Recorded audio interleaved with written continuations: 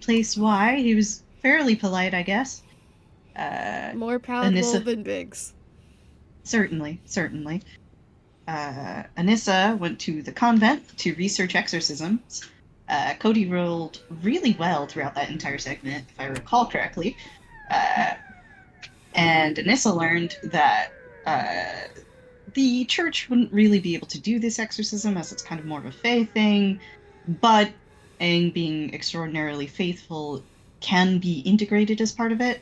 Uh, I also remember that a mirror would be good if we had it, and that we'll need stuff that is tied to Aang in order to successfully complete the ritual. In odd Uh, numbers. Odd numbers. And things that Thank are you. antithetical. There we go. To GD. Mm-hmm. Well, there we go. Thank you, Z. I forgot those details. Appreciate you. Essentially, it was just between Nessa and Vincent finding a whole bunch of things of like, oh, this might work, this might work, this might work, and we're gonna patch together a ritual we think might work. Mm-hmm. Mm-hmm. Mm-hmm. Paige in Michigan spoke to Lucius Blackwater, who did not seem very impressed. He does not necessarily believe that the wild hunt is real, and is asking for more proof before he starts telling people that it is real. I remember Yes. right. I think that's about the size of it. I know Maddie came in toward the end there. I don't have anything in my notes about that. It was picking who was going to the dinner. Oh yes, who's going to the dinner? Yes, because a lot of the party is going to a fancy dinner to talk to the kings and queen of Murkoff. Maddie lost rock, paper, scissors. I think it's only 3 people? 4. 4? Is it 4? Okay. Because it's Maddie, Paige, Willow, and Michonne, I believe. Mm-hmm. Yep. Okay. Hylas, Anissa, and Aang are not going, and Abigail is also staying behind. Mm-hmm. And Pierre. Pierre is going to Yes, the party, and right? Pierre. He's being forced in. Mm-hmm. No, he's not going to attend. He was going to help with Tesla. Oh yeah, he was put on make sure Tesla eats duty. Yep. Heard. And so that Aang can't run away, Aang is being put on make sure Abigail survives the night duty. That's news to me.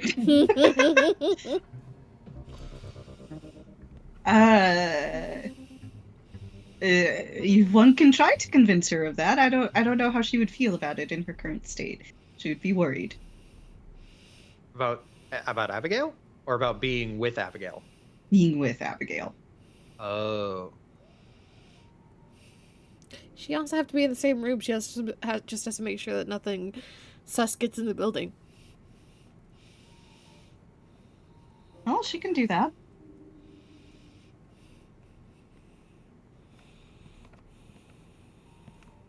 Okay. If I remember correctly, we skipped to 7 p.m. so that we could go straight into the dinner time thing. And we'll get to Hylas's hunt later. And during this time, I think Anissa was going to prep. No, actually, Anissa was studying. That's what it was. So we'll start with, while Anissa is gathering supplies for the ritual and Hylas is hunting, we'll start with the 4 of you who are going to dinner. So I assume you guys have had, I assume you all have, like, thought very hard about what your character would wear to this fancy dinner. If you haven't, that's okay. But if you have, I would love to hear a description of what your fancy outfit looks like. And or see a picture. Am I allowed to cheat? And cheat how? Maybe. It depends on how. Z picked the outfit last time, and can I just be like, yeah, that's good? Yeah. You just have to reshare it because I don't remember it. Heard. Share it for the viewers at home. I'll find it.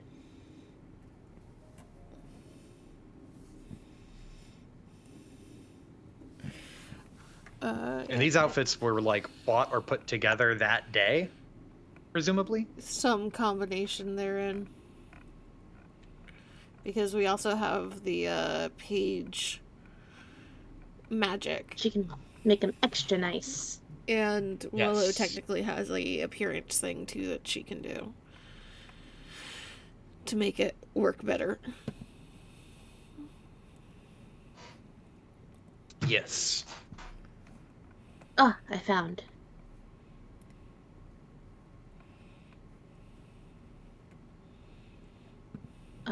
Questions. Okay. How long is this gala thingy? How long? It's just dinner. It's just dinner. It's not like a gala. Dinner. It's literally. Yeah, sorry. It's just How dinner. long is dinner? How long is a normal dinner? Like, It's a fancy I dinner. don't know. It's a couple hours. yeah. Okay. So my spell only lasts 4 hours. No, sorry. It lasts for 1 hour. However, can I, like, spam it? Yes. Just like- Also, hello, Zell. Oh, hello. Hey.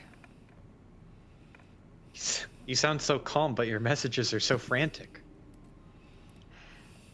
I found my thunder. Mm. I'm a changed man. Um, Understood. I'm ready to game. Okay. So, can you spam it? Like- yeah, like Just hand wave. Once the hour's up, just cast it again. yeah. Okay, you could do that. everybody, You time can, for like, the powder send room. it for free. Yeah, just... She can read a clock. She just has, like, a pocket watch or something. Yeah, I will say like so you can like expend another spell slot to let the effect carry on without having to reapply it. Hell yeah. Based. Yeah, that's totally fine. Very based of you. Thank you. Mhm. So yeah, what are you guys wearing? This is what Z submitted. And I was like, yes, you understand. Extremely extra. Mhm. Yes, Very of course. This is the costume of all costumes. A fancy dinner.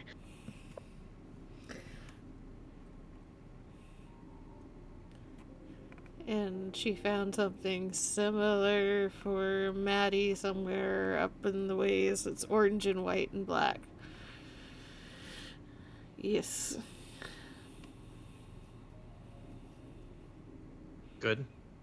Oh, and the one for Michonne. Unless Charlie has something else.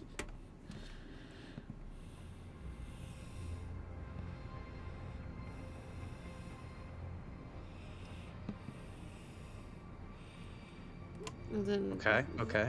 Willow's is the only floor length one out of the group. Probably also, to some degree, the most calm. He's also taller than Paige and Maddie, so. Mm-hmm.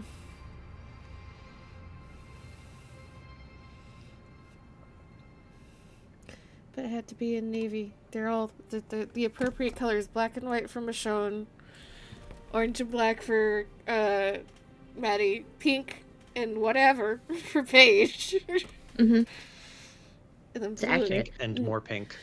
and navy and white for Willow. The color coding is phenomenal. Very good. Mm-hmm. Chef's kiss. I imagine at least one of those chains that's on the Willow's dress is connected to a pocket watch. Oh, look. Iris, are you there? Yeah, what's up? Okay, you promised that Paige can do Maddie's hair. Um, Can I do, like, the Rapunzel braid? sure. Let's fucking go. Okay. So, you're all done up, dressed to the nines as much as you can be, and Paige is going to apply the little glamour to spice you guys up just a little bit more, make the clothing not crease as much, make whatever makeup or affectations you put on your face stand out more. Yeah, it's all tailored now. Make you all have like a nice little fragrance, some kind of cologne or perfume smell, probably just a little bit of something. And then also this here. Tweak appearances. Yes.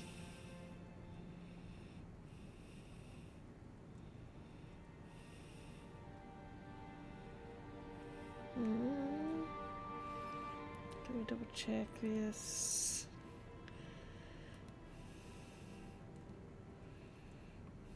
Crafting. Yeah.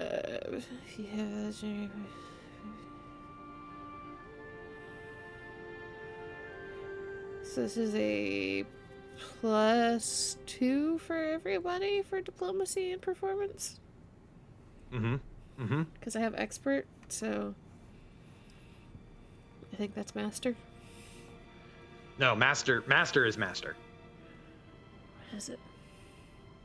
It should be trained, expert, master, legendary. Okay. So +1. I will say, since you can give everyone a +1, or I will give you this option. You can give one person a +2.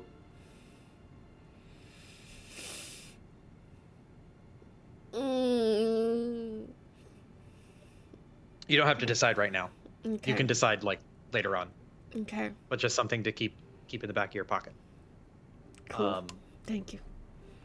Yes. So, I imagine you guys had the carriage pulled around so that you could take the carriage up to the gate to meet with, or you could walk to meet with Arthur, who is going to be waiting for you. I imagine Willow would want them to walk, because I imagine Arthur has some get-up weird shit. And she does not want Arthur to have an excuse to get any of them alone.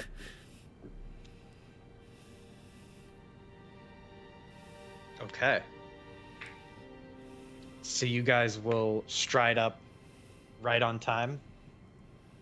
And as you are approaching, like the evening is calm, the night sky is clear. You can hear the bugs chirping in the distance. The hustle and bustle of the city has died down as it's gotten closer to dark, and it's kind of hitting that time where everything looks blue outside, blue and gray. And as you approach the gate to Upper Murcott, you see Arthur standing by the gate. He checks his pocket watch, which he carefully tucks back in his chest pocket. He is wearing largely the same thing that he was wearing earlier today. A very plain fashioned black suit that is not very offensive, but also not very ornate. It just seems to suffice for most occasions that he presents himself in.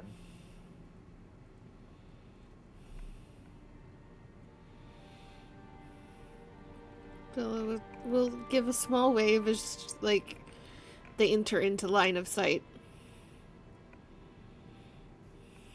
He'll tip his head back at your wave and wave back, and then he'll walk up a little bit to greet you with one hand in his coat pocket and one hand like kind of limply hanging by his side. Say, "Wow, you guys look fantastic."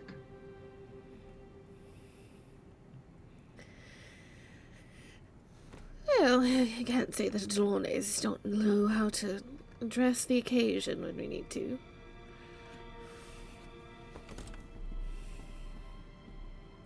I've never met the Delaunay, so this will be a first for me, and you're making quite an impression. There's kind of an arch of the brow and a little smirk. Yeah, quite the bad impression, I'm afraid. My brothers are the ones that you should be meeting, and trust me, they're much better than I am with all of this. He kind of scrunches his face a little bit and tilts his head and goes, "I much prefer the company of beautiful women, but I'll take your word for it." There's kind of a furrow of the brow, but she does not comment.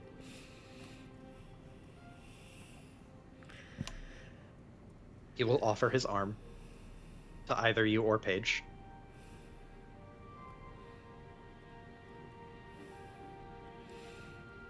The page. You know this guy. Paige doesn't like touching people. Not people she don't fucking know. And also, this is your friend. Friend's strong word. You know each other. There's like a moment where Willow looks at Paige and there's There's like eye contact. a little bit of a sigh of defeat. She'll take his arm. Let me introduce fucking Paige Cuvier. Cuvier? Yes, Cuvier. Cuvier. Thank you. And Maddie doesn't have a last name, correct? Nope. Maddie. Oh gone. yeah, Maddie's there. He would offer. He would offer his. No, he wouldn't. Never mind. Good.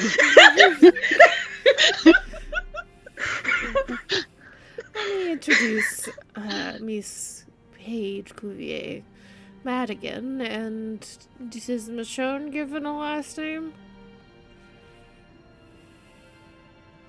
Montaigne. Do what? Montaigne. Montaigne. Okay.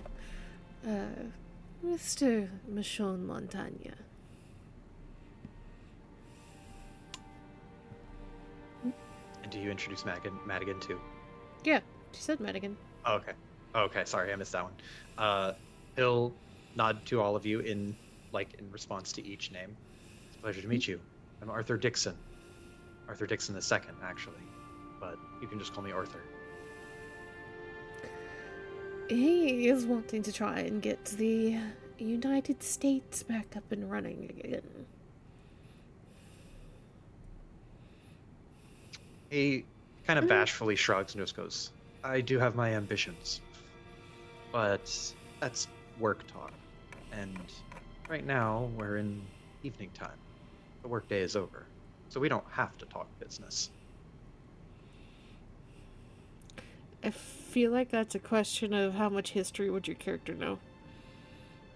Oh, that's Yes, a great correct. question. The answer is none. It depends. Okay. She only knows what people have told her. Because I feel like the answer is like Paige's family is from France. Mhm. They don't give a shit. Yeah, it's like, okay. I don't know. Is that a little club? It's like, oh, wonder what that is. Sounds cute. Well, his family was from the U.S. for like 5 years, 10 years, and then the weird thing happening. Gotcha. Well, she give a polite bow and, time to acknowledge and greet.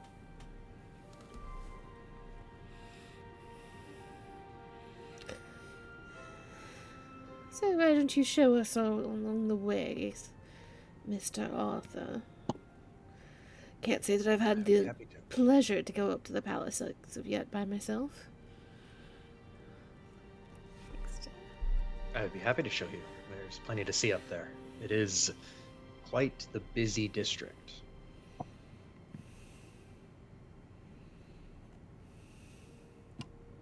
me see here. I have to pull up the document so I know what the fuck is in the city. Hold on. There we go. As they start walking, we'll just tilt her head a little bit. Anything of particular interest happening? Tonight, no, I'm afraid not. There was a theatrical performance a few nights ago, but from what I've been told, they're always overshadowed by the theatrical performances that happen in Lower Mercad.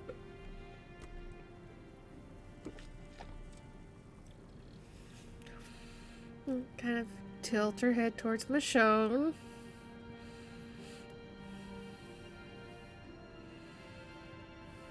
Michonne keeps his eyes forward and is very noticeably not making eye contact. Supposed to help me schmooze, you motherfucker. We're not talking about the performance.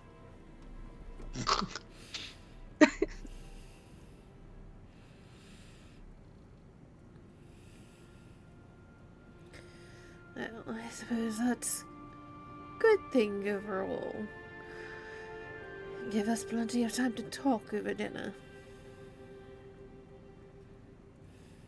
Yes, very much so. They did a performance most recently that I can't be bothered to remember.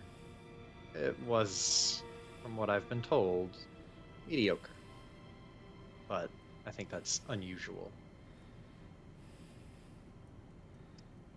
And he'll, as you walk in through the city, he will take you the long way around and just kind of show off, and he'll gesture. These are the royal grounds where the ambassadors from other cities typically stay. Ornate buildings and very, very fancy rooms. Opulence is not something people skimp on here. And as you're walking past this area of buildings, Michonne, you recognize one of these buildings as the one that had you in it. Is Colin's car parked outside? Not that you can see, no.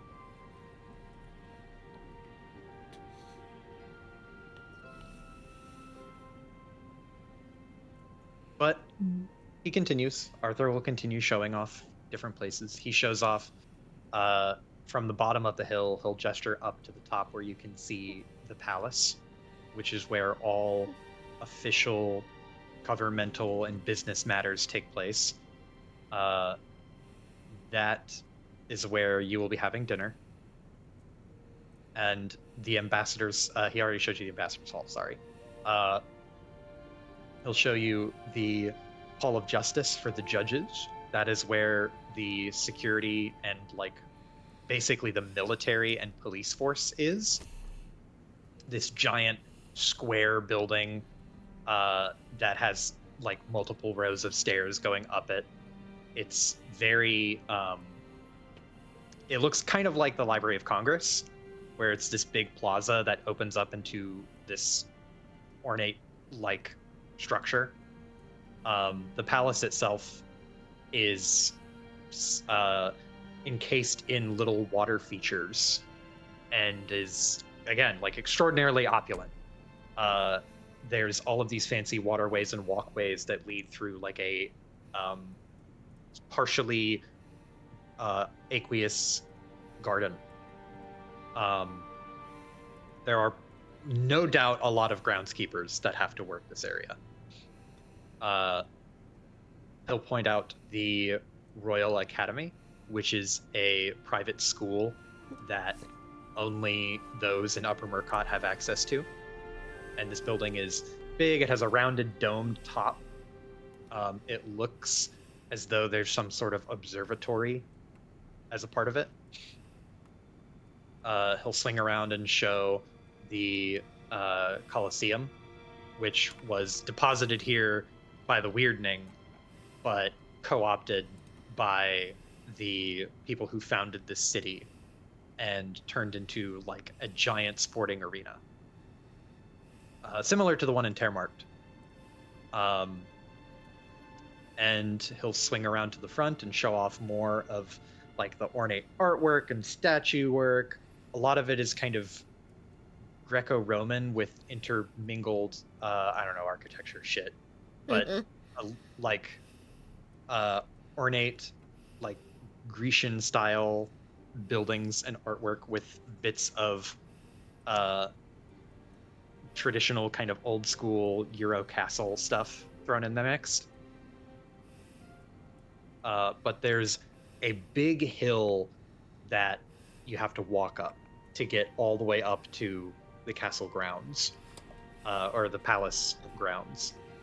And as you walk and turn to go up the hill, there are multiple judges who are standing guard and, like, watching over the area as you get closer to the, like, seat of government and power. But they all recognize Arthur, and they see that you're all walking together, so they simply let you be as you're all walking. Is there... I'm curious. Oh, go ahead.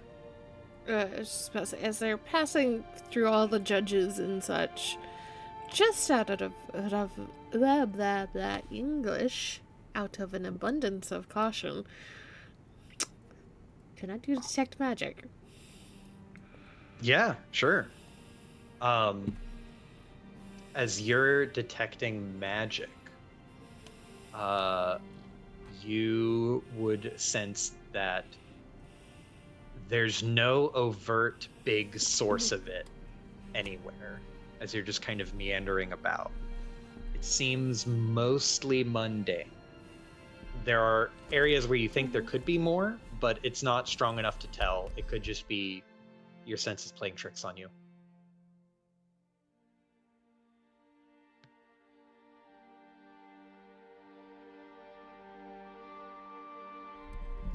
But as you're walking through this incredibly rich, very, very ornate and manicured, hyper wealthy area, what do you all think of it? What's going through your characters' minds as you like peruse this literal palace grounds?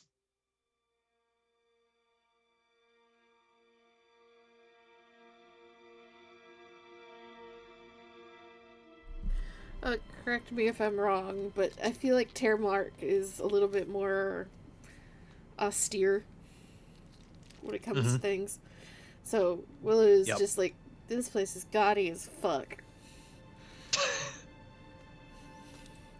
There's so many other ways you can use all of this material and all of this money. Why the fuck do we need gold gates? Gold gates, pearlescent towers, marble Jesus. statues.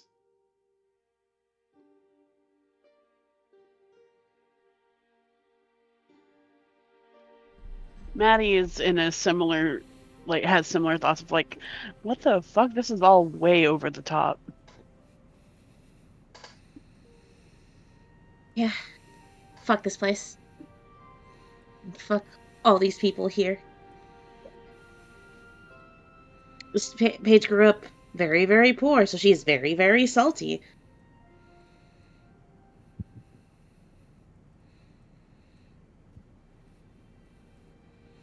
But, you know, she'll do her best not to let it show that she's seething. Michonne?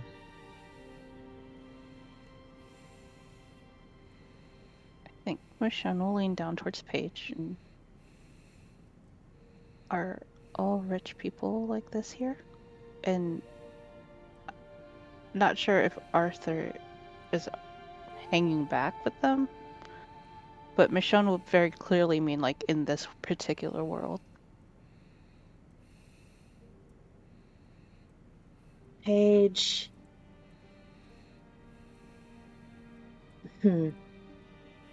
She gives a little shrug. It's a little quicker than she normally would. She's a little tense. And he speaks French, right? Mhm. Okay. So she will reply in quiet French.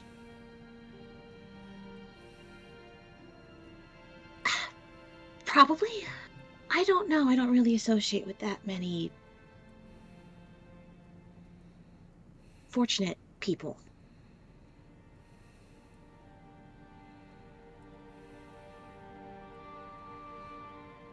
Are you guys whispering? Trying to. Trying to? Whispering. They are speaking in French. Mm-hmm. Oh, that's okay. I'm gonna Oh, no. roll for Arthur though. Oh no.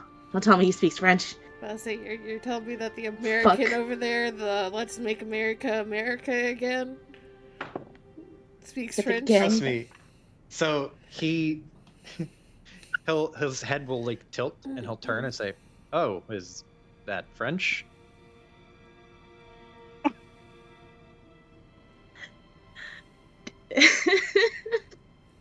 The temptation to shake his head and say no is so strong.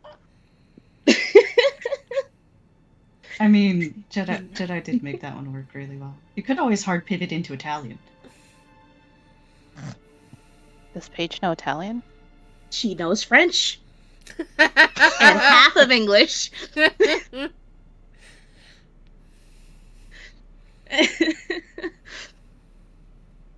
try.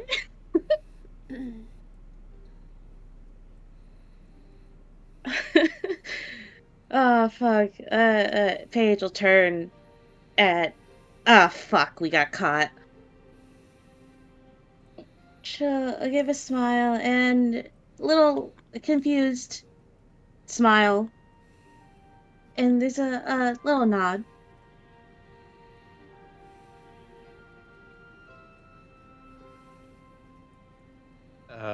Do you speak English? Oh, she has a choice to make here. You just get like the cut of the eyes over the shoulder from Willow. Willow's like, I've got a get out of jail free card right here, Willow. But no, I came to help, maybe. And she tilts her head a little bit. A bit.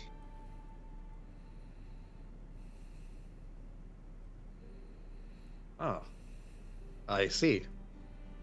And what about you, Mr. Montaigne? A bit.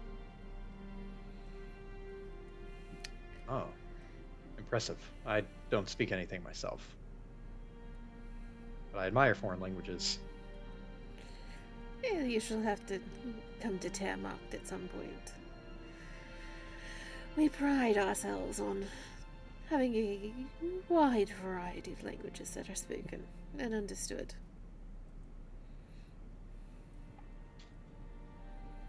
I wish I could say the same about Starwick. There's really just the two languages. In fact, there's mostly only one language. English and what would the other be? Japanese. There's a little quirk of the brow. Can't say that there's that many Japanese speakers, at least not fluent speakers in Termarkt.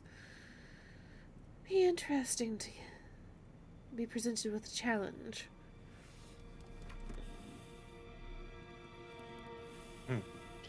You're welcome to try and learn it.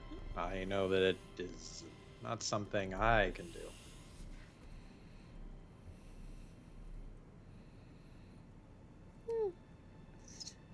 You stick your nose to a book and try hard enough. Yeah, maybe tonight you can talk with my two French friends and they will teach you a few French phrases. Kind of like looks over her shoulder at the two again. Oh, you're getting a glare. You try to backpedal out of this, bitch. Mm-hmm. Just you fucking wait.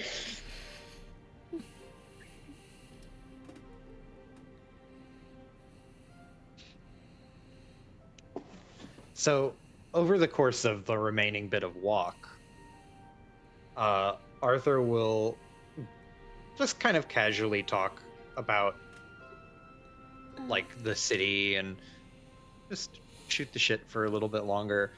But as you get closer, he'll kind of pivot and say, so once we get in there, there will be a lot of formalities. I don't know if you'll be beholden to the same expectations that I'll be beholden to, but this will probably be the last little opportunity we'll have to talk.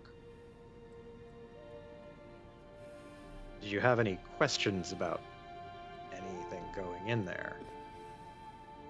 He tilts his head towards the castle. You speak as if we're going to be separated by multiple rooms. It can feel that way. Any tips or tricks to survive the night? I find that with Mr. Biggs, a really good thing is to nod your head and smile.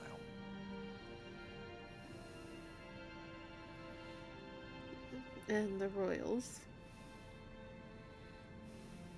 They surprisingly don't talk all that much. They're very precise with their words. Yeah, That's a trait I can appreciate. Biggs will do most of the talking. Don't tell him I said that. Your secret is safe with me, sir.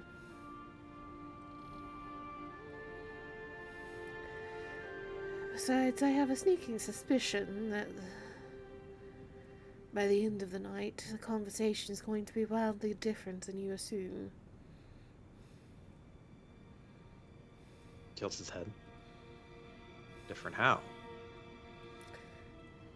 Why should I spoil the fun? He gives you a kind of like sly grin. Okay. Keep your secrets. I enjoy mystery.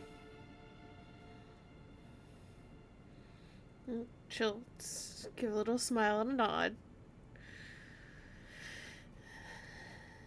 Yeah, hopefully you will find the conversation enlightening, if nothing else.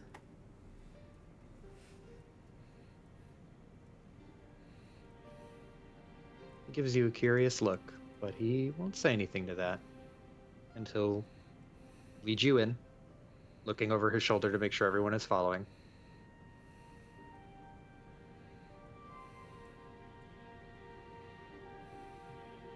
And as you enter the hall, the judges on either side of you open the doors, and you hear this big as the doors open before you and expand out into a large, ornate, oh man, I forget the word for it. What's the word for like the main entry room? Atrium?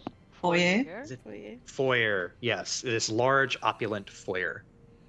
There is a chandelier, like a very, very, like elaborate chandelier hanging overhead that is alight with candles.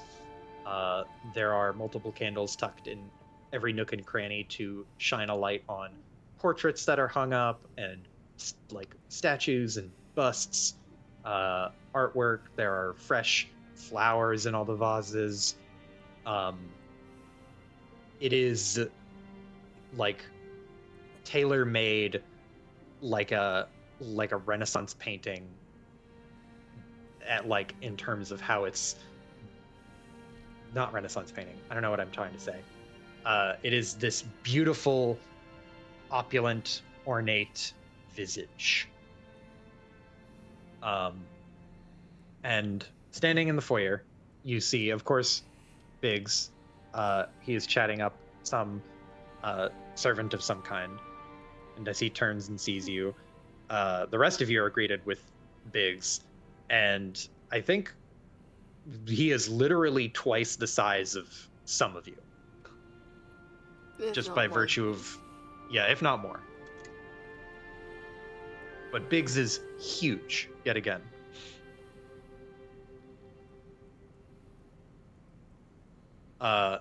And as he sees you, he claps his hands together and very excitedly just goes, "Well, if it isn't our guest of honor, I'm so glad you could finally make it. Thank you, Arthur. Your services will no longer be needed now." He'll take a step forward and like he'll offer to take your hand.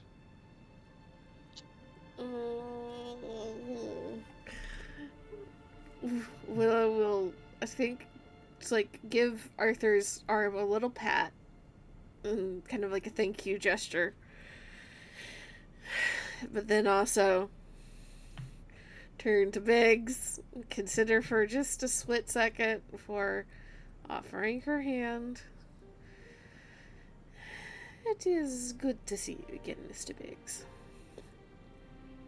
The pleasure is mine. And he will bend down and kiss your knuckles.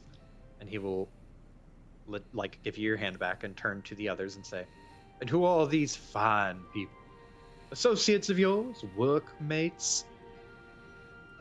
She nods.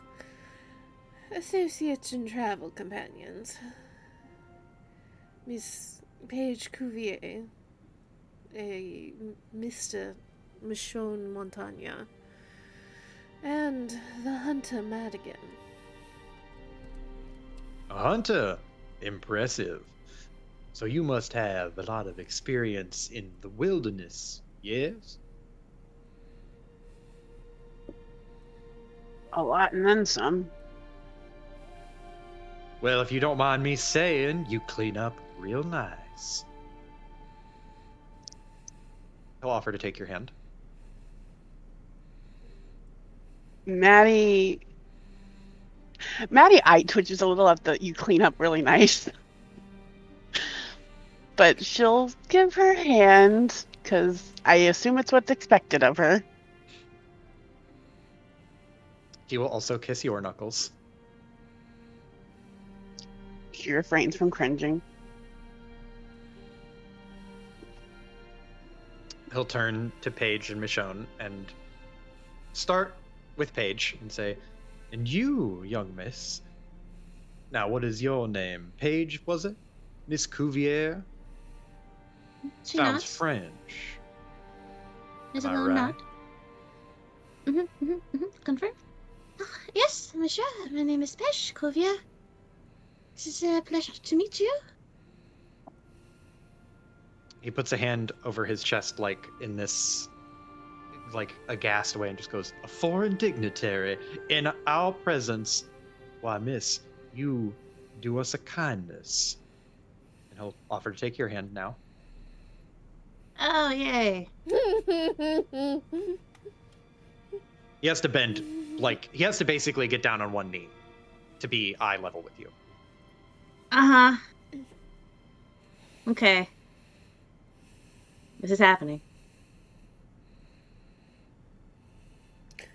The last time a man has so thoroughly just like disgusted all the female characters in one go, it was fucking Foxglove or whatever the fuck his name was. Yeah. It was Aldern. yes. It was Yeah. Aldern.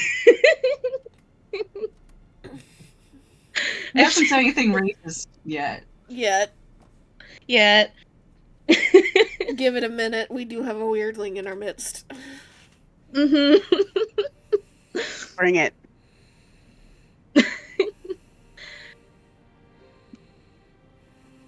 I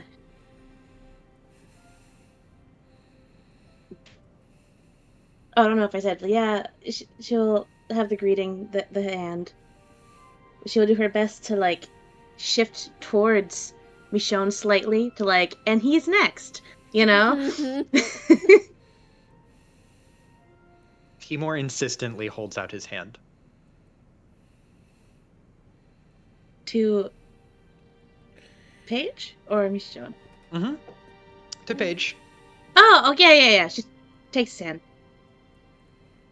He will go and kiss your knuckles as well. Are you wearing gloves? Yes. Okay. Absolutely, yes. Not in a, sorry, I meant the yes as in, not like he's gross, but in a psychic touch. Yes, exactly. Yeah. He will then turn to Michonne, and he'll stand up at his full height and then reach a hand down. I'm assuming, like, for a handshake. Yeah, for a handshake. Michonne will present his hand the same way all of the ladies has. He gives you a strange Fucking look. legend. And then he gives you a strange look, and then will scoop and then grab your hand and force it into a handshake. He does the exact sort of thing you would expect. He shakes way too hard and way too firmly, and is just like, "Pleasure to meet you, young man. Montagna, was it? Mountain, I think it is. Strong name for a strong young fella." But you can call me Bellamy. Bellamy. Now, I've heard that name somewhere before. That's not a common one, is it? Common name for beautiful men. Gives you a weird look. Beautiful is not something he uses to describe men. Right. Well, he'll turn and clap and then broadly gesture to all of you. I don't suppose we should hurry along. Dinner is waiting on us. And Phila will nod and kind of fall into step, just glancing over her shoulder at the group, mentally questioning why she brought all of them.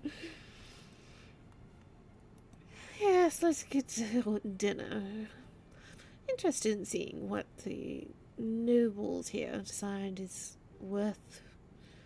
Well, not a state dinner, but I guess closest that we're going to get.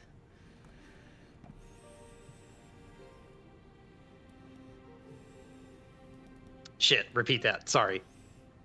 Essentially, just like, I'd written it let's down. go. Okay. As you say let's go, Arthur gives you a look and is kind of this preparatory like, here we go. And you kind of already started because Biggs is 90% of the, at least like 80 to 90% of it. But now it is truly like showtime, I guess you could say. Let me see here. I need different music.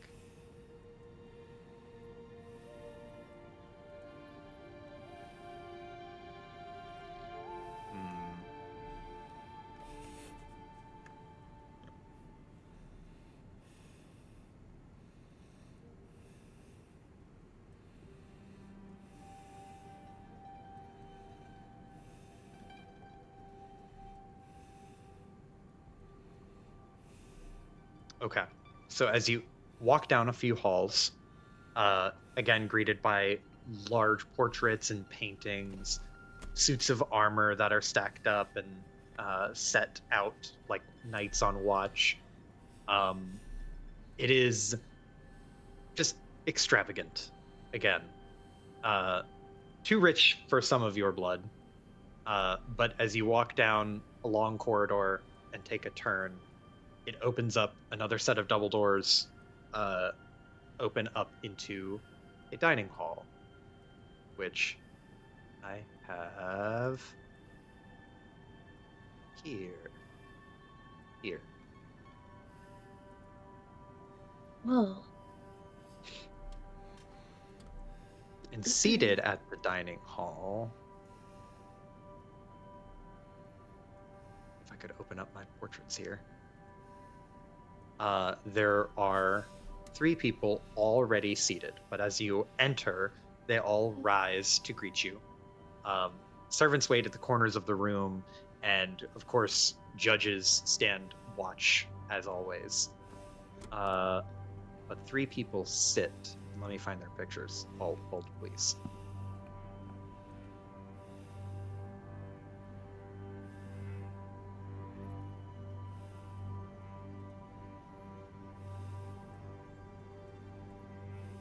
I think I'd be prepared, but you'd be wrong.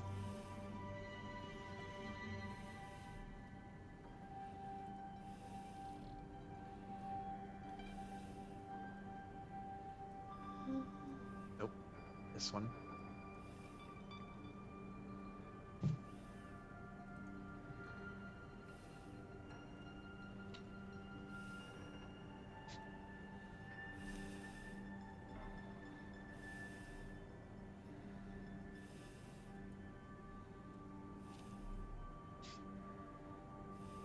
One.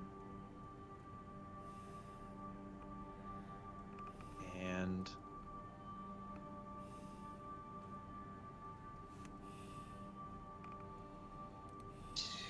two.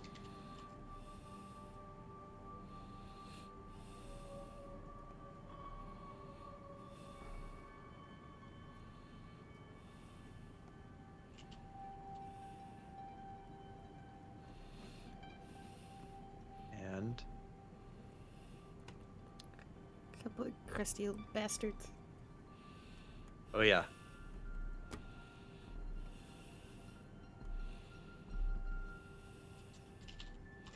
Three.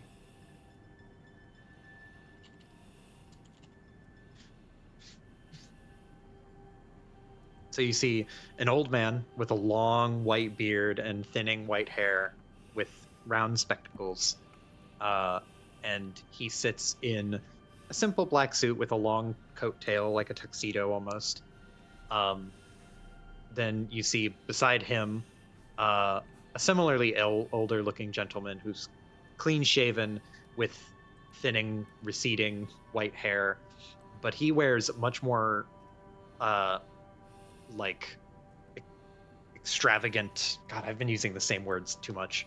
But he wears much more expensive clothing. He has what appears to be like some sort of royal cloak or a half cloak that kind of goes down to about the waist level.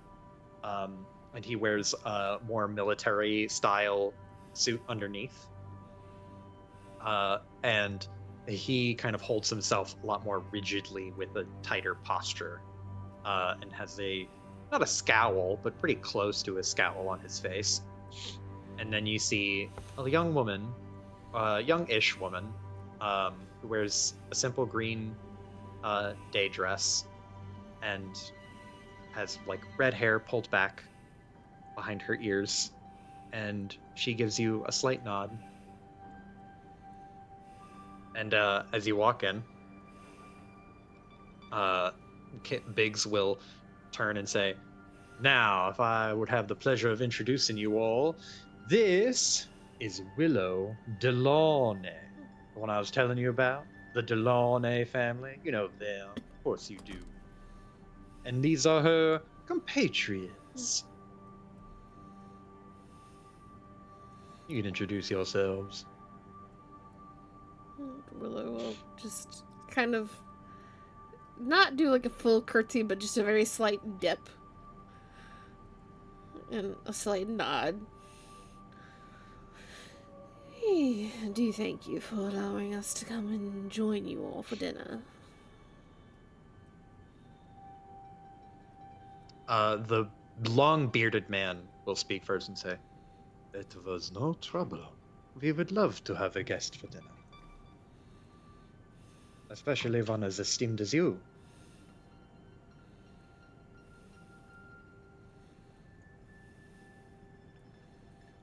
She will just give like another little polite smile and nod. And we'll introduce the others again. Making sure to introduce Madigan as the hunter of the group. He locks onto Madigan's ears, and you can see him very obviously stare at them. And then when you point out that she's a hunter, he opens his mouth and does the ah. "It is a pleasure to meet all of you. My name is Isaiah Burke. I am the king of the law here."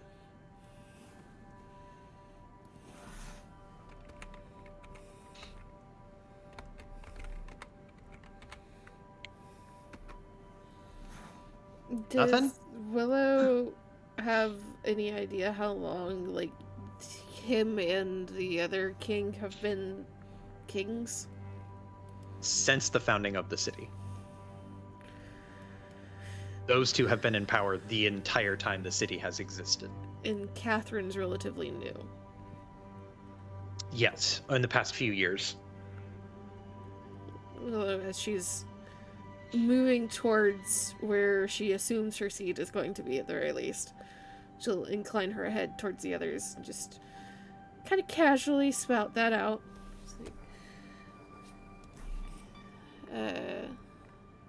Mr. Beck and Mr.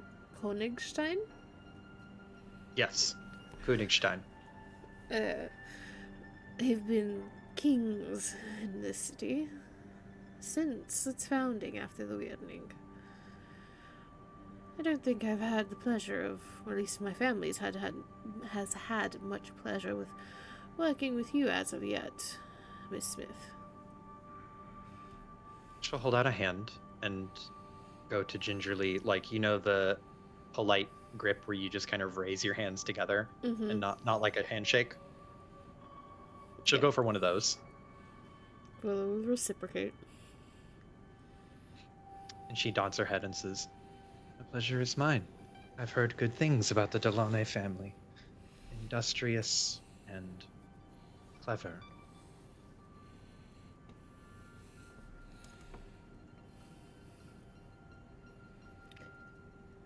Yeah, I don't think anybody in my family would argue against those descriptors. And you're an inventor, I believe it was told. She nods. We call ourselves clock workers in Termont, but I understand every city has their own terms at this point. Biggs will walk over and interrupt and just be like, a smart woman in an age that makes those rarities. She's dangerous, if not a bit exotic. You just had to, didn't you? Yeah.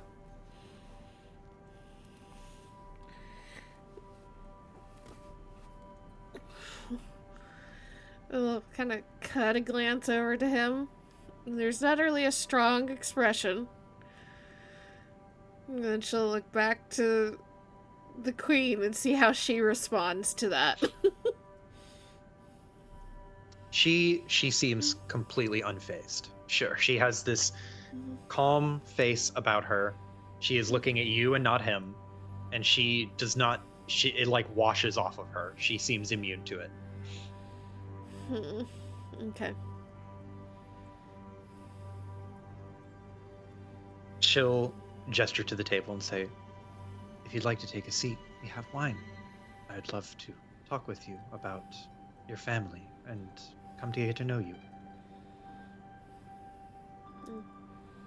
We'll nod, take a seat, and look to the others and nod for them to take seats. Praying that we get through this dinner in one piece. Mm-hmm. Need to take seats and be nice and play nice. Isaiah will walk over to Matt again, and he has one hand in his pocket, and he has another hand, like he's kind of gesticulating with a hand. He holds a finger to his mouth and goes, so, what is it like being, points to your ears. Do you find that your experience is noteworthy and different from the average man? What does it feel like to be stronger or faster or more resilient than people?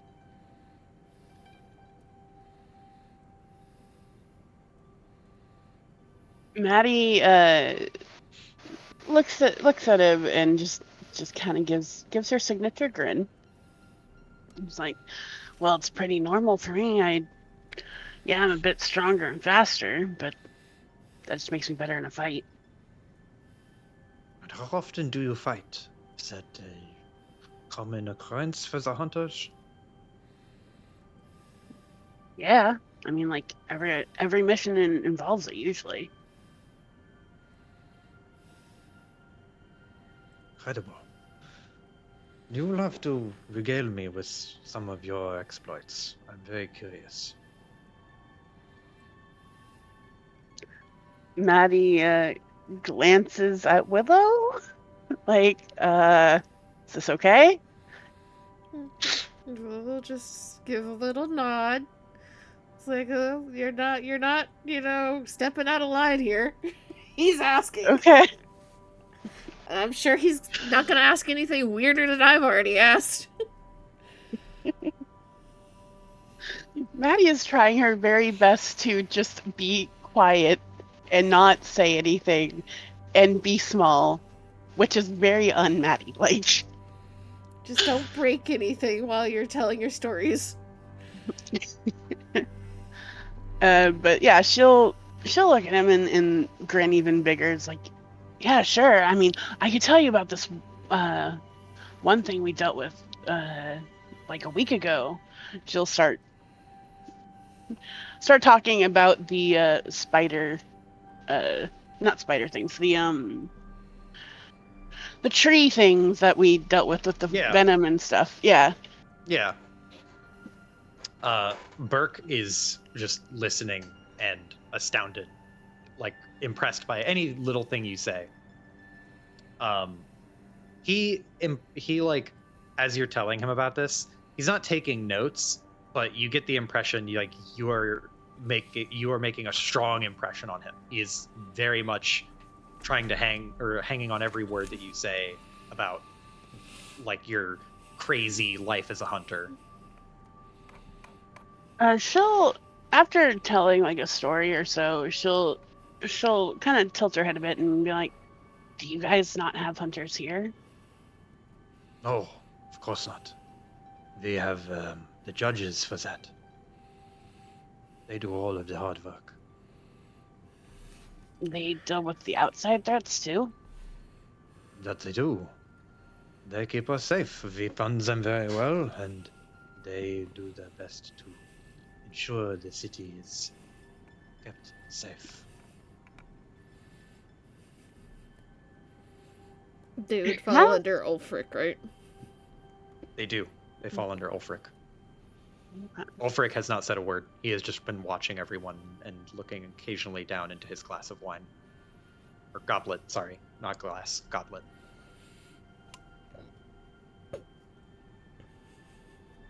I think Maddie, if there is wine, she is definitely enjoying that. She, has she noticed any other weirdlings around among the No. judges? No weirdlings among the judges. Do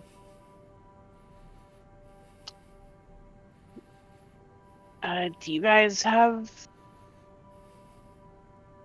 other weirdlings around to bolster your forces? Burke takes a step back and just goes, "What do you mean? Do you mean in the city? Do we have weirdlings in the city? We do. No, I mean Sure. part of your military. Or judges, or... The purview of the military falls under Ulfric's control. I do not have a say. If there are weirdlings in the judges, I certainly don't know about them.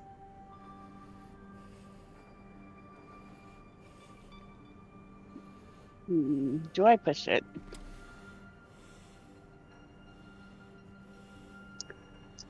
Well, what about other positions of import? Like what? Well, you guys have like a council, don't you? He tilts his head. And what good would a combative being like yourself be on a council? Just because we usually are better in fights doesn't mean we don't have the brains to do that kind of work. Really? So you can read?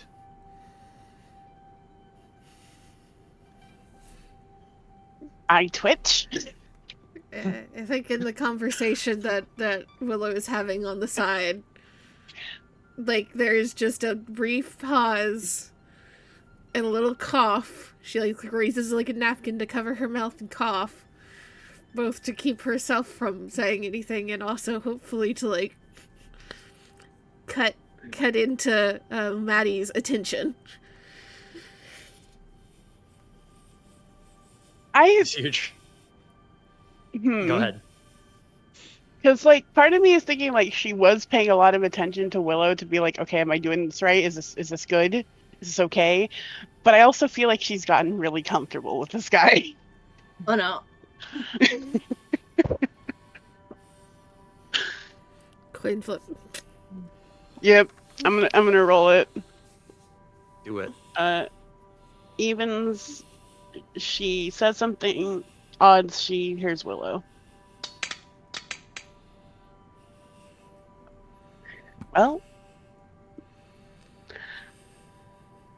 Well, yeah, of course I could read. I'm not the best at it, but... Oh, I see.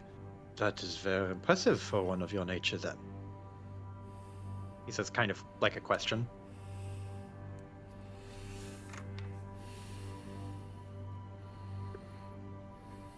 You realize weirdlings aren't that far off from just being human, right? We're born just like any other. He kind of steps doesn't step back, but straightens up a little bit, and he's stroking his beard in this like, "Ooh, I'm learning so much about something today," and he looks at you and just goes, "Very, very much so. Weirdlings come from people. They are a type of evolved creature in their own right. I just wonder what is lost in the translation, if anything. It doesn't seem like too much is lost if you retain your knowledge of everything." Does something have to be lost?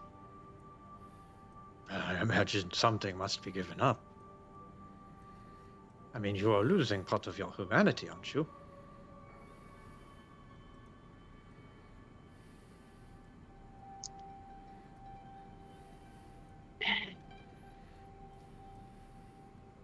Maddie,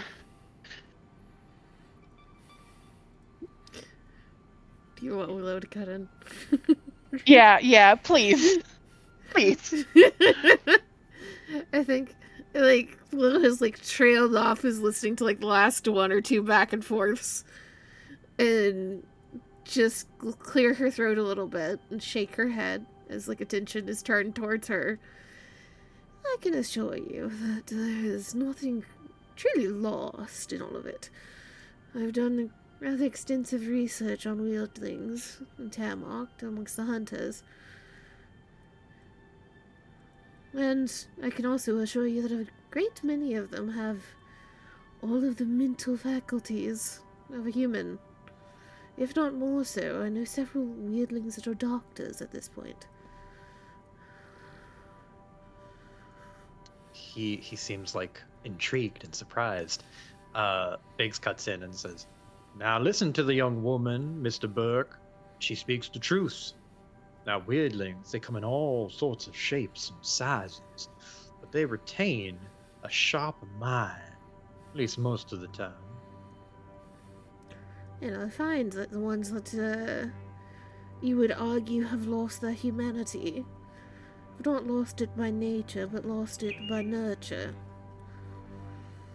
Those that are mistreated by other humans, treated as lesser.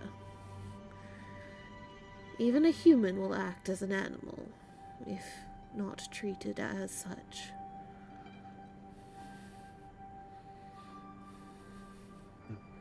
He strokes his beard again and is just like, "Oh, I see.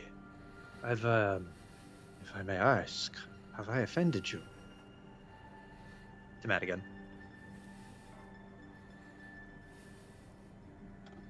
Maddie, I think while Willow was speaking, wasn't really looking at anyone. She was more just looking at the table, like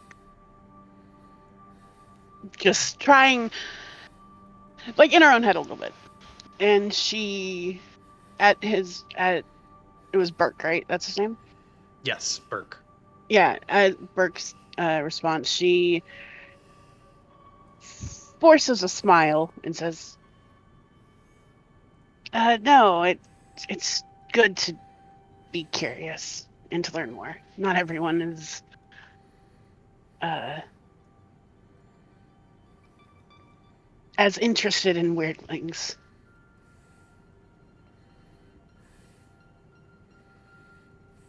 That is a shame. We have so much we could learn from you.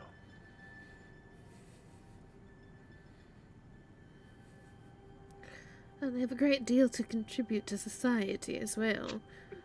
And she'll kind of like look towards Königstein. I must ask, as I know most of the other cities and even the villages that we've come across have used weirdlings in their military or guard, or allowed them to act in such a manner if they wanted. Why not here?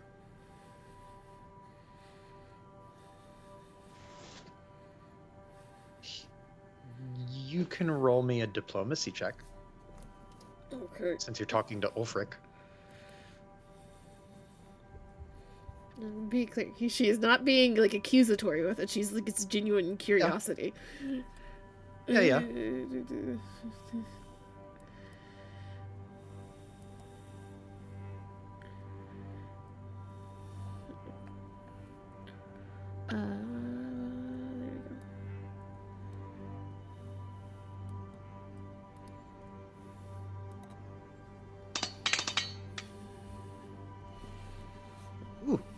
23.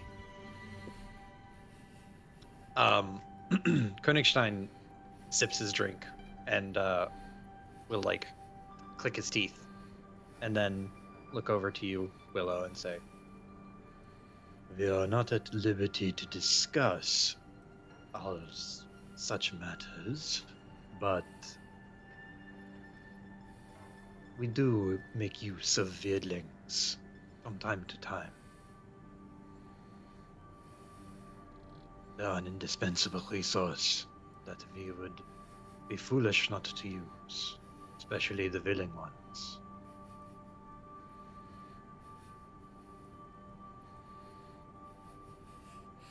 That's sus as shit.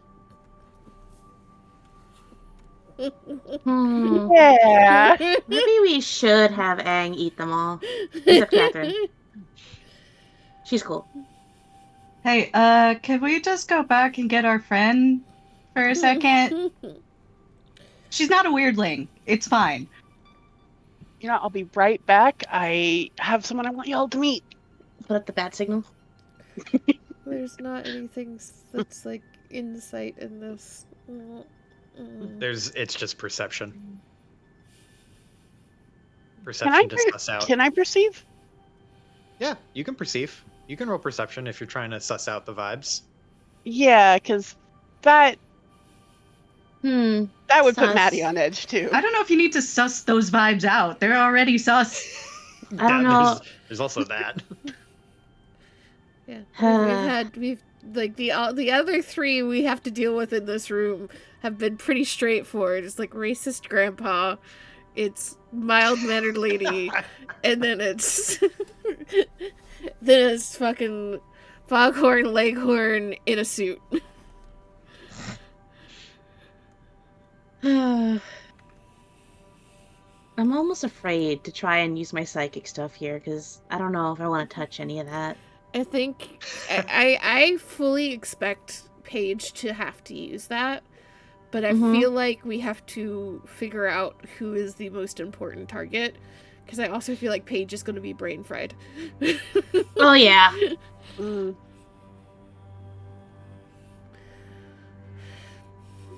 All right, Madigan, what's the perception? Oh, sorry. Shoot, let's see No, it. that's initiative. I want perception. Roll. I will say I feel like that is one of the like missed opportunities in the skill sets in Pathfinder 2. Insight. So, I mean, on a 9, you get exactly what he says. You're not. It's as suspicious as you would expect. A little bit of a frown from Madigan then.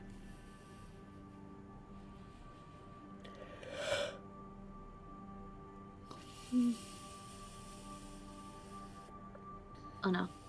And so Willow just kind of like tilts her head a little bit.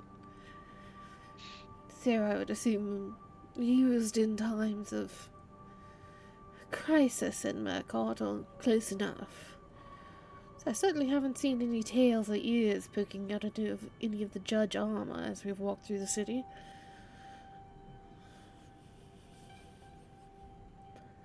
He swirls his glass. We have been fortunate to not have times of crisis. Though if we did, we would handle it well. The judges are very strong military, adequately trained.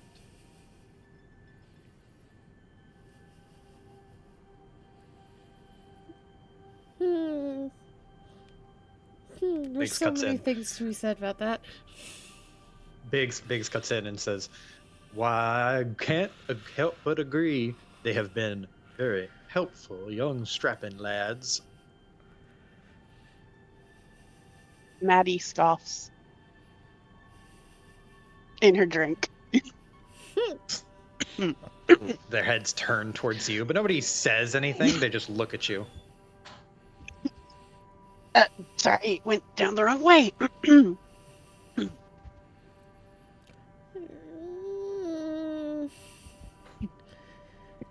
Here's where I have to decide. how good Willow's training is. Oh, because she's put her foot in the mouth before. There's how good her training is and like what she saw like 2 days ago personally, Mm-hmm. and how upset she is by that. Mm-hmm. As you guys are talking, they bring out fresh bottles of wine. They start bringing out fresh candles to set on the dining table. They're bringing out silverware to set up plates and everything. It seems like food isn't here yet, but it's going to be soon. Oh my god, dinner hasn't even started. Nope. Well, This is not good. just kind of wave her hand in Maddie's direction. It's all right, Maddie. She'll look over to the others. It's just, it is a little amusing when we know for a fact that there's at least a half dozen female weirdlings in Termark that could probably bench press any of your judges if they wanted to. That's why they became hunters. And you're saying this to Ulfric? Just kind of joking in general. It's not like Oh, okay. targeted. It's like, yeah, that's why we're kind of laughing.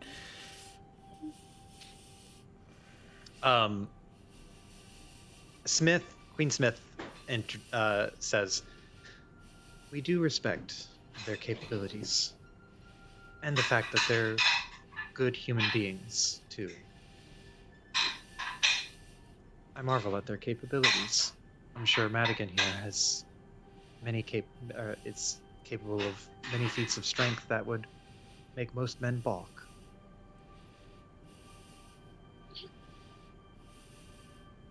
Maddie grins.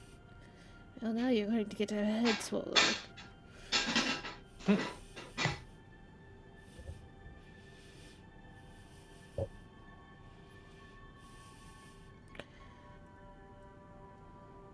do have to say, this city has been rather remarkable while we've been here. Such a swell of people, I guess you could say. Seems like there's never the same face twice. How exactly do you keep up with it?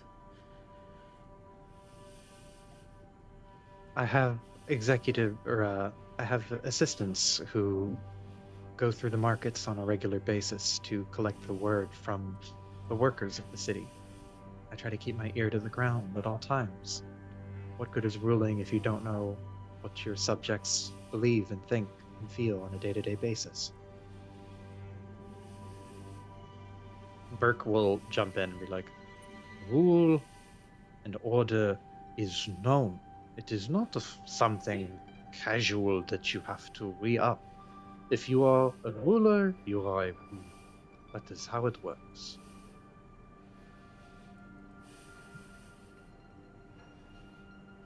Then can I ask a philosophical question, out of curiosity? Are you pointing this to anyone in particular? To the kings and queen. Mm-hmm. Do they seem open to the question? Yeah. Smith will gesture like, "Please, I'd love to hear it." If law and order and being the ruler is of such utmost importance, certainly something that the three of you and the positions of the kings and queen have established after all these years, what exactly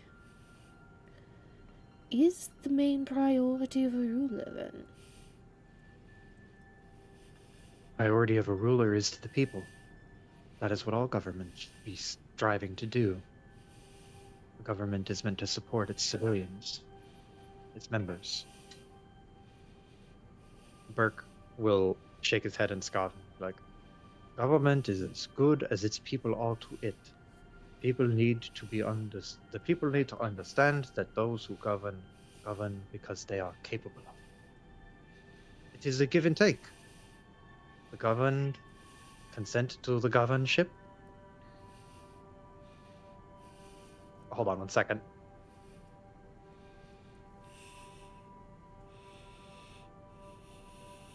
I think the capitalism got to him. Rip.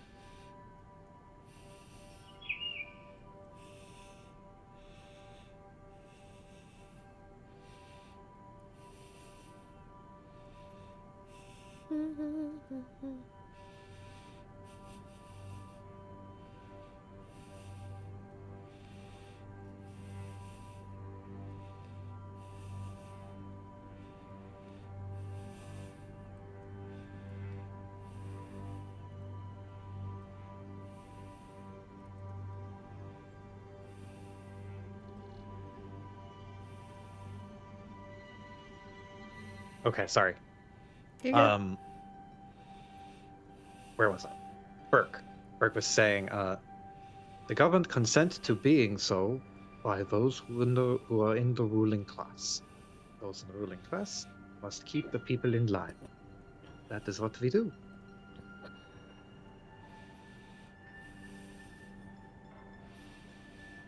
Will turn her gaze pointedly towards Ulfric. Ulfric looks over his glass, and he'll take a long, protracted sip.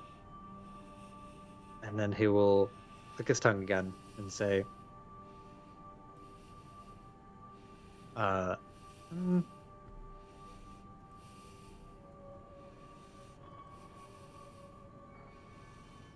He clicks his tongue, and he'll nod towards Burke and say, Burke is right.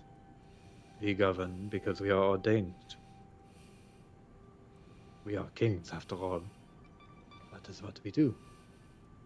Rule, because we are built to rule.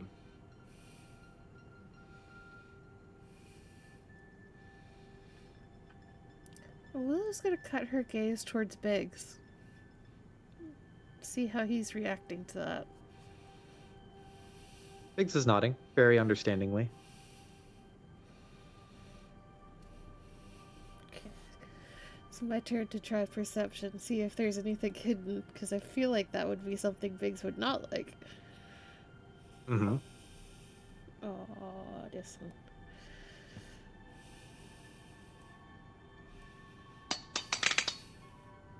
Well, shit.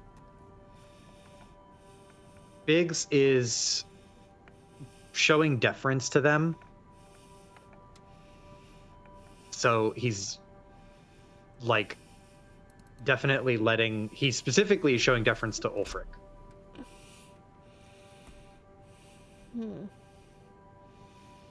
So there was a tinge of polite smile and nod.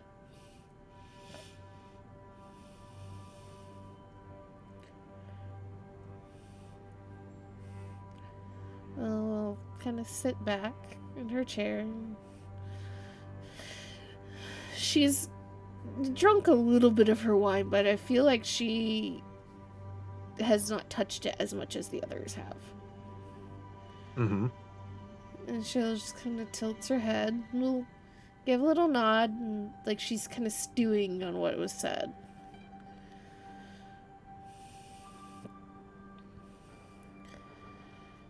Especially the fact that there is a divide that I understand between the queen and the kings, correct?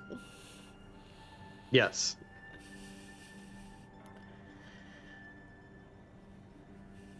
Burke will chime in and say, people are messy. That is what they do. Crowds are messy. They struggle and they fight, they bicker, and they cannot organize themselves. That is what we do for them. It is a kindness, really. And he turns to Michonne and Paige, not specifically one of them, but like kind of gesturing to them at the other part of the table who potentially agree.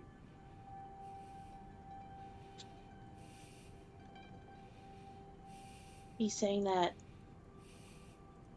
groups of people without a leader are disorganized and lead to chaos? Is that what the gist of it is? Yeah, he's like, people people are messy and they bicker and they can't get organized. That's what rulers do, and that's what we do. With the specific undertone of, and we are ordained to do so. Yeah. We're the special boys that can do it. Is he Right. implying that we're messy? Everyone that's not a Without them. ruler is messy.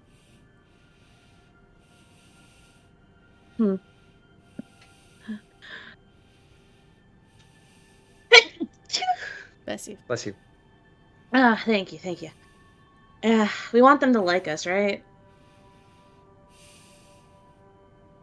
You want to be believed, which Yeah. isn't necessarily the same thing. Okay. Okay.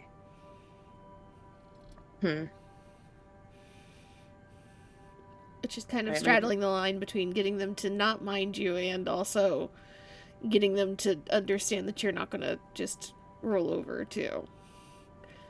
But what things are going to be the problem with rolling over? Yeah, it's a tricky line. I am holding back so much Madigan content right now. Oh, I really need to find a feat where we can have our own private Discord chat. Like, I want the content.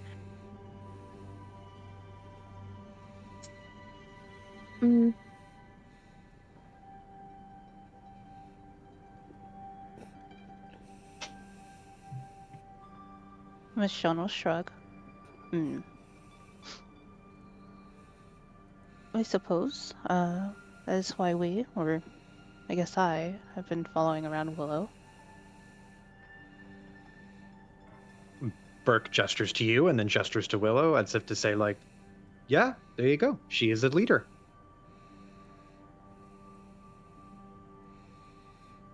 And Biggs will chime in and say, I must say, Willow is charismatic, though I think she would probably dissuade us of that notion. And he'll look at you, Willow, and give you like a little playful wink. There's a actual small smirk at that. Willow shakes her head.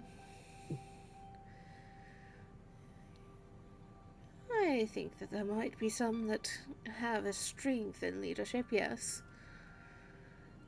But it's just as likely somebody else has an equal strength in it, and it's their job as much as mine. Or any of yours, or anybody here's. She just kind of like gestures around. Not like at them, but just in general. Just as there's those that have a strength in soothing a spirit, or, well, anything else really. Doctoring somebody. Taking care of a child.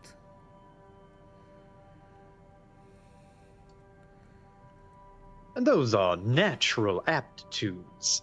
Something that they're born great at, wouldn't you say?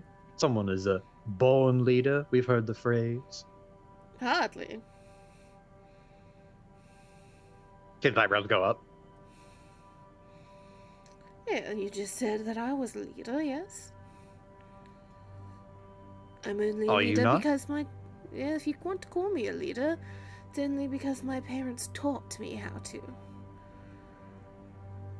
You caught me when I was a Smith child. I would have run away and told you I didn't want to deal with anybody. Smith will tip her glass in your direction and say, that's what I find to be more true than anything else. People are built and forged, not born at the finish line. Can there be natural strengths? Yes, but it's all formed and shaped by what you learn and what you go through. She looks towards the two kings. Could you say that at 5 years old, you both genuinely thought you were going to be kings? Ulfric smiles, and it is kind of unsettling, but he smiles. And he will look at his glass or his goblet and just kind of tilt it back and forth. And he'll say, I knew that I would be king because I was born into a powerful family. I have always been a royalty. That is what I am.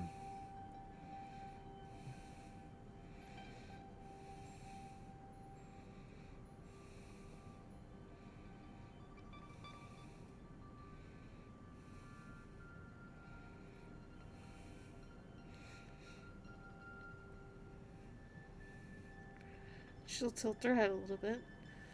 I thought your family was royalty before the Weirdening.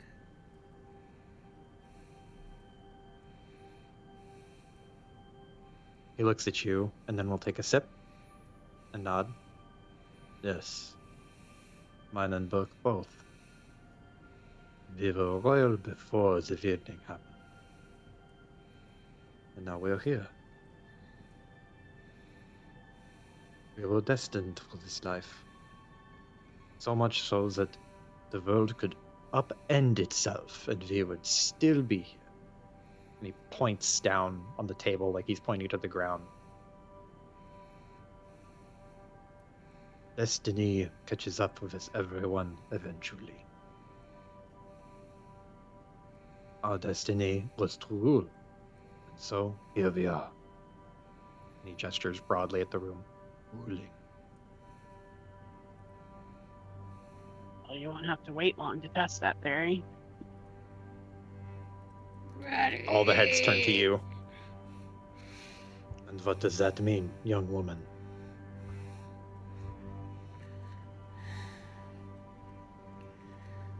Ah, shit. Sighs. Just to clarify above table here, we did discuss, like, we did tell Biggs about this, right? What was coming. No. I don't think you did. No. No. Nobody I knows. wasn't there. No, Biggs doesn't know. This is all new to Biggs too. Biggs just I want to invited see you where to this dinner. goes. Yeah, Michonne and Paige talked to the other guy, the theater guy. Yeah, Blackwater has heard. Biggs has not, Mm-hmm. which may be the cause of confusion. Lore bomb. Hell yeah. Yeah, 1 second. You can't, you bitch. You can't just I'm illegal sorry. move. Fucking start the lore bomb and then be like, we'll be right back. Nah. I'm good. I feel like she was trying to not say that out loud, but it kind of slipped. Like, oh fuck. And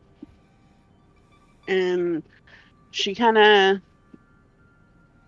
scratches the back of her head as she looks at Willow with like a sorry kind of look. Roll before you say anything. Roll me a flat d20. Okay.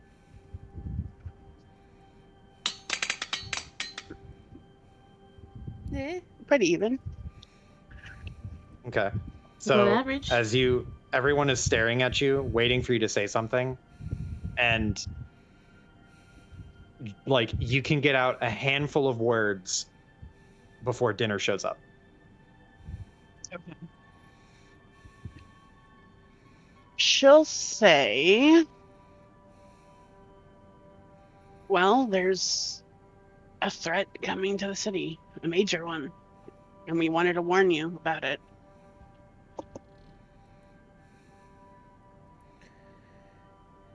And as you say that, dinner is laid out before everyone, but they're all staring at you.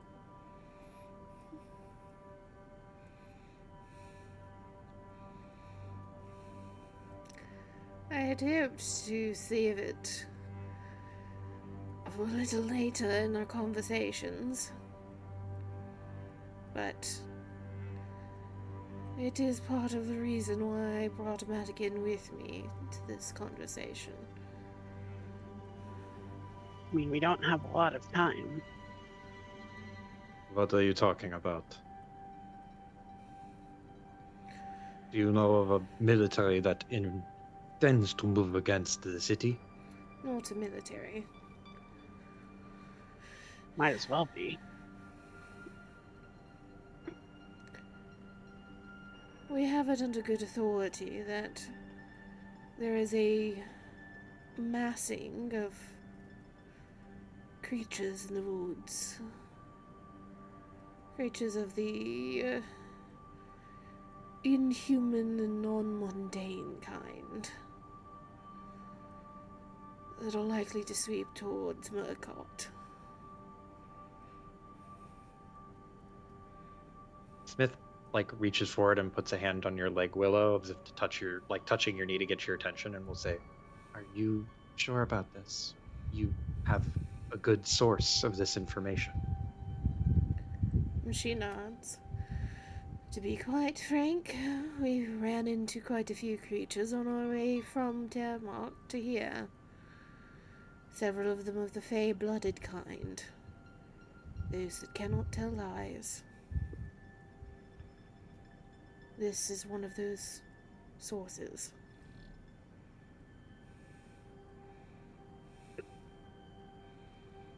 They'll start to look at each other.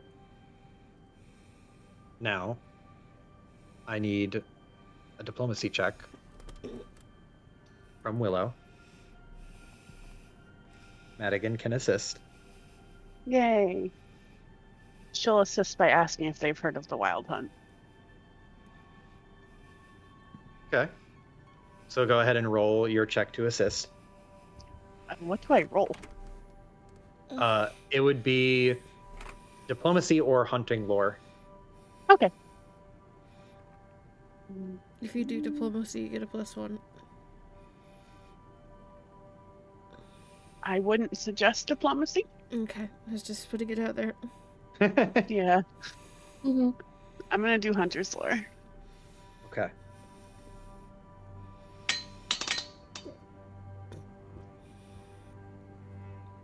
I'll give you a +1. So Willow, you can have another +1.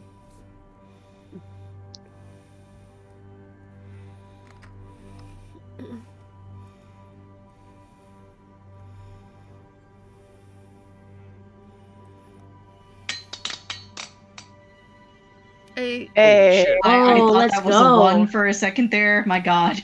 Oh. So, the kings and queen all look at each other, and Ulfric sips his drink and doesn't say anything.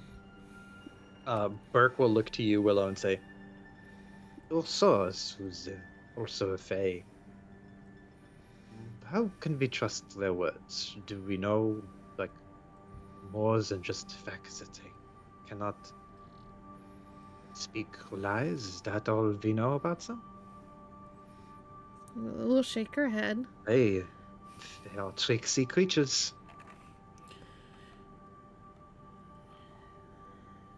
The fae that told us this is a long-time friend and companion of some of the hunters in Termark.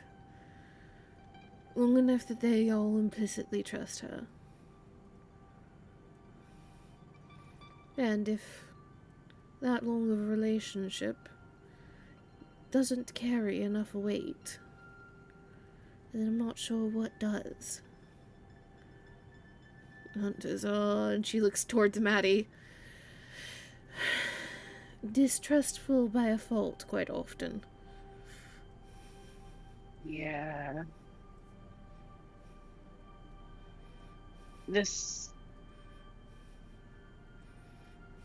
We have no reason to come to you with this information for for shits and giggles.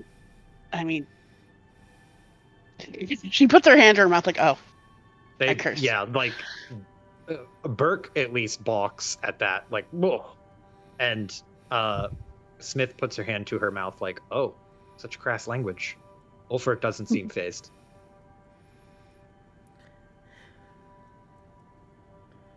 We wouldn't come to you with this information for nothing, is what I'm trying to say. We'll nod. As soon as we are able to collect our things and get out of the city, we're planning on leaving. We just want all of you to have enough time to prepare the city however you see fit.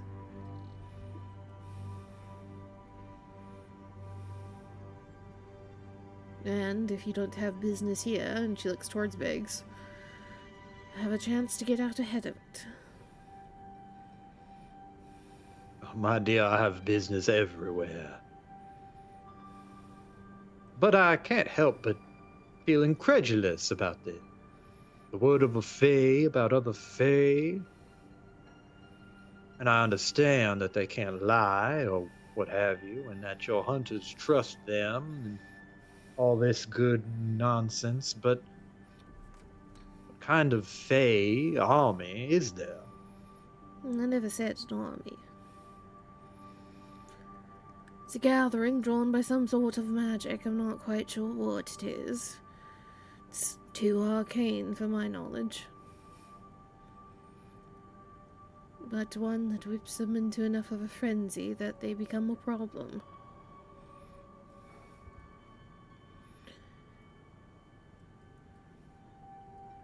I'm certain all of you have heard the tales of sailors about blood in the water and what it causes sharks to do.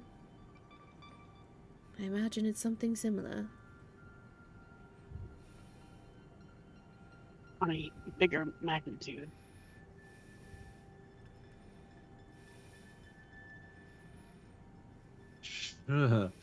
Blood in the water. I see, I see. So, what would you have us do then? I know I can just leave town, but what's to stop all these fae from just following me away, going to the next town?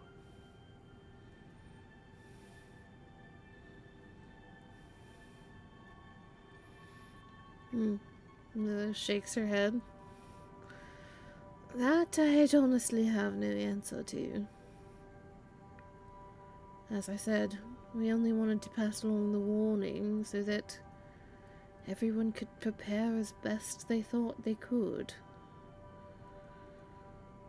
I, as you have so keenly pointed out, looking towards Ulfric, have no knowledge of your city's infrastructure or military training or setup. So I don't know if you have a chance of trying to fight back or weather the storm. I simply know that a great deal of your city lies beyond walls, undefended.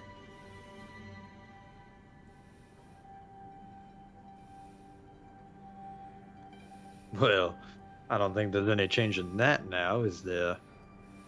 Burke shakes his head, and Ulfric seems disinterested. Smith will lean forward and say, "What would you have us do? Prepare the military? Prepare for a fight? Evacuate the city? I don't know the scope of this threat."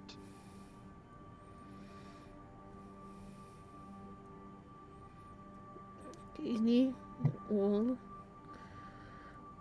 I do not fancy myself a statesman, nor do I fancy myself some great ruler or mastermind strategist. And if it was my home, if we were marching towards Tiamat, I, even not being a hunter or being a city guard, would want to protect my home with whatever I could. But I know not everybody is capable of that. I would think the best idea is to send those that can't fight, those that can't protect themselves, towards some semblance of safety elsewhere.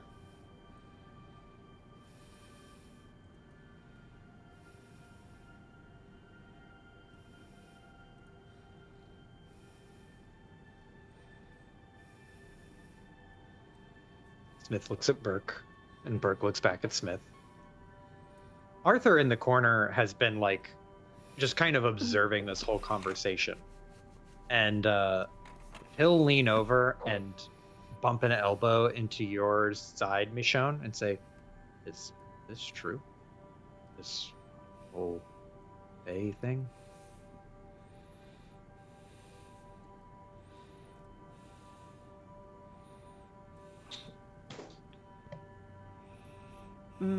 Michonne will shrug.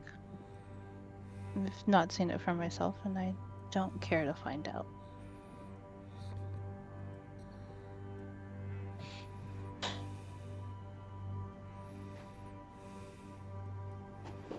Biggs, Biggs will tip his head back and forth and say, "Well, I hate to miss out on more business opportunities, and I feel like I only just got here. I think it would be a shame for me to up and leave so quickly. But in the light of this news, I can't help but feel unnerved by it. Wouldn't you say, Ulfric?"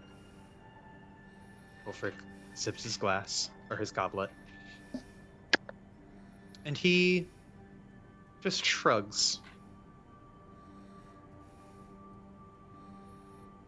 "Then we must do something, right? We cannot simply not act.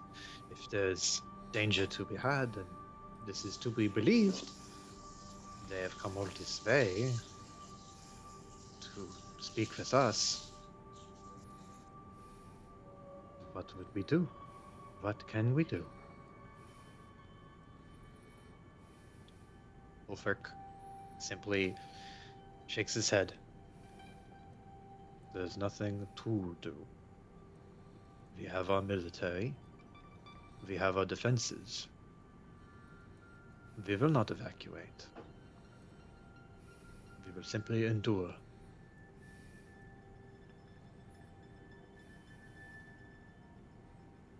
Our defenses will hold.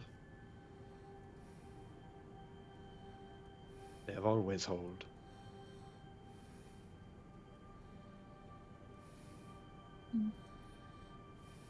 Are you sure the outer city will hold? Because from my point of view, from what I've seen around here, it's not very well defended. I am not concerned if it's the outer city. Smith stands up out of her chair and just goes, "Those are people." And Ulfric just closes his eyes and nods his head, sits back down. And she will hesitate and then compose herself, pull her chair back, and sit down. But she is very obviously agitated.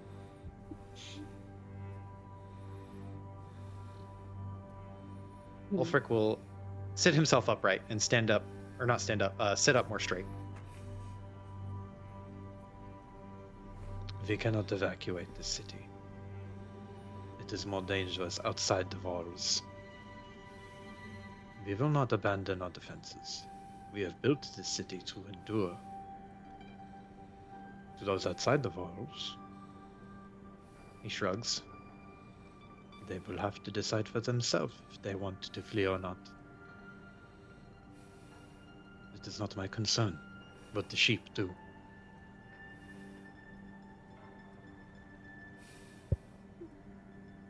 It's not your concern what the sheep do, says the shepherd. He smiles and sips his drink. Willow will take a deep breath, and she's kind of still for a moment, staring down at the plate in front of her. She's kind of picked at her food a little bit through all of this,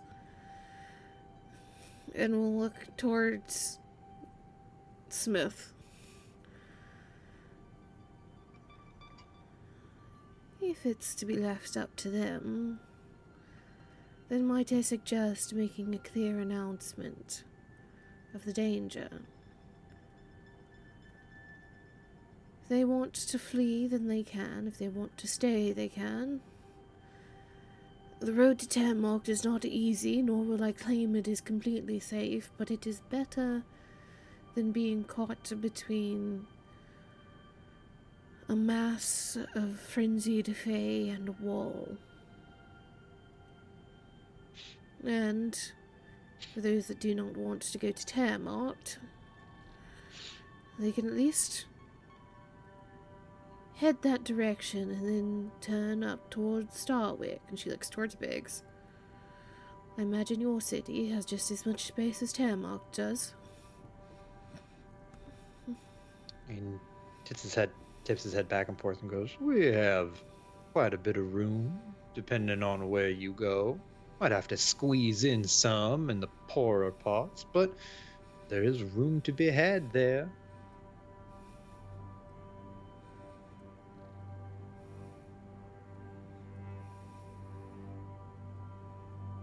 Ulfric shakes his head, and like Smith was nodding at like the idea of making an announcement. Ulfric shakes his head.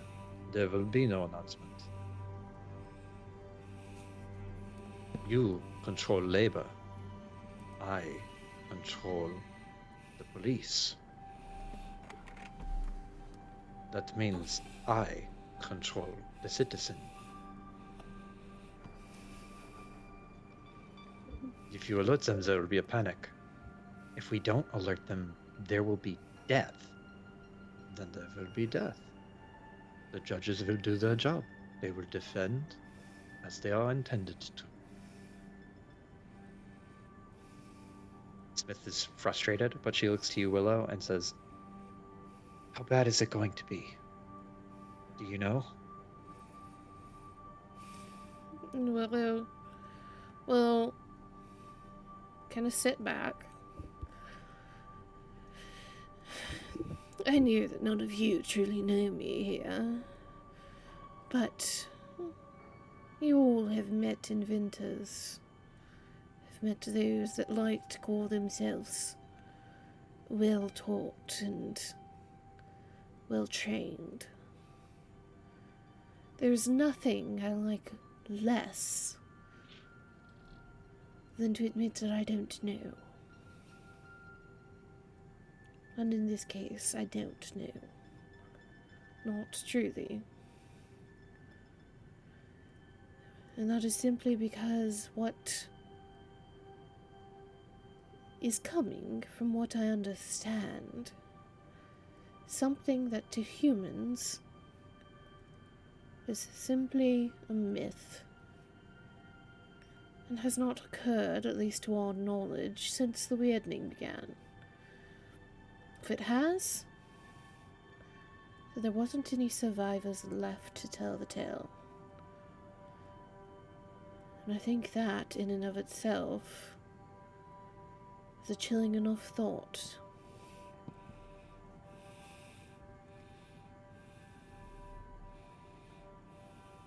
Smith looks to Madigan to like corroborate this information.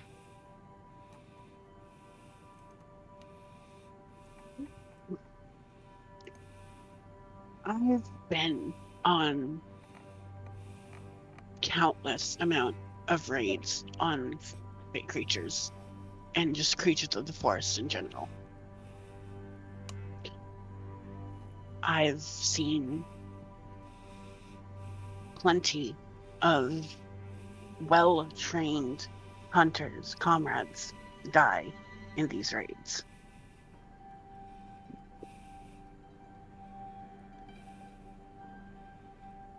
Your city is not... You don't have the same type of military, and she kind of uses air quotes with her hand, that we do. We, in Termark, try to preemptively deal with threats. This is something you can't preemptively deal with. And to be honest, I don't know if even our best hunters could deal with this kind of threat.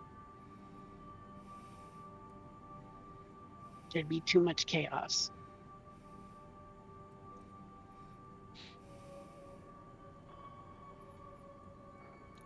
To be completely frank with you, As I've already said, if it was coming towards Termarked, I'd want to fight for Termarked.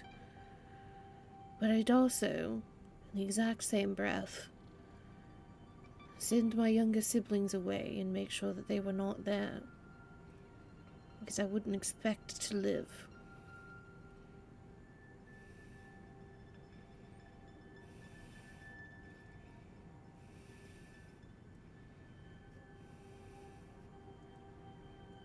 Smith clenches her hands in her lap.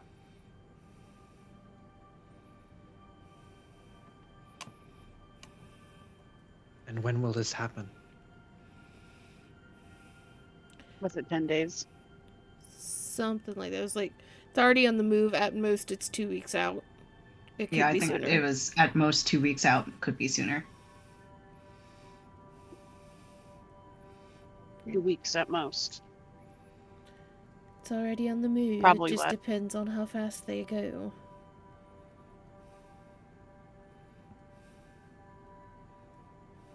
That's not a lot of time to prepare. There will be nothing to prepare. We have discussed this. You are the head of labor. Stick to your role. Labor means the workforce.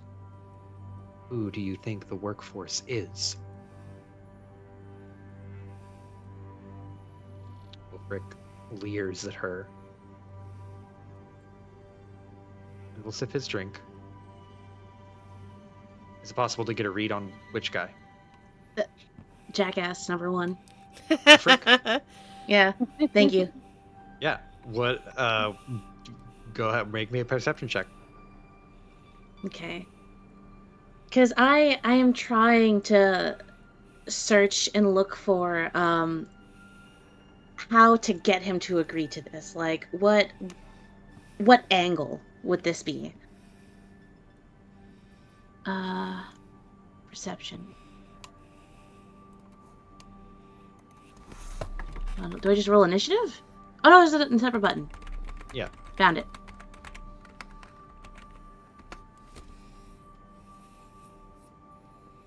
Alright. The +1 from Willow wasn't to anything with perception, right? No, it was diplomacy and performance. Heard. Fingers crossed.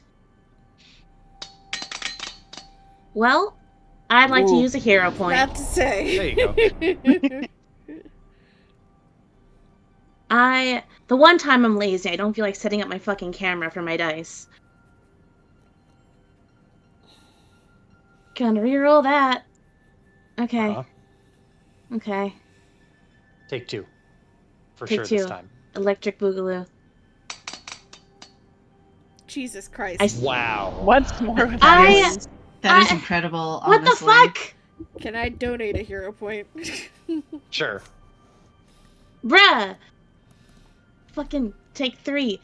Fucking This time for sure. this time With for feeling. sure. With Third feeling. time's a charm. If you roll Okay. I another just wanna- nat 1, I have think she to should roll. have a hero point if she rolls another nat 1 at the very least. Watch me roll If a you 2. roll a nat 1, I'll give you a hero point, but we have to roll with the nat 1. It would be destined. So close. 2 1s. So 11. close. I can see the nat It's 1. 1 Two to ones? 1. 21. 181. So you're trying to get a read on like what he wants to hear. More like trying to figure out, okay, how do we convince him to fucking stop being such a turd? He is influenced by power. Mm-hmm. He respects power. He does not think anyone in the room holds any significant power except maybe Biggs. Power to him is like military might and power over people. And to him, he has power over the police force, which means he controls the people of the city. Like that's what's going through his brain. I see. Paige can understand someone who wants power. Okay. Cool. Permission to deploy the page. Go for it. He said he stopped to take a sip of his drink, right? Yeah. Okay. Well, Paige, I'll speak up. For the first time. Since she introduced herself, I think.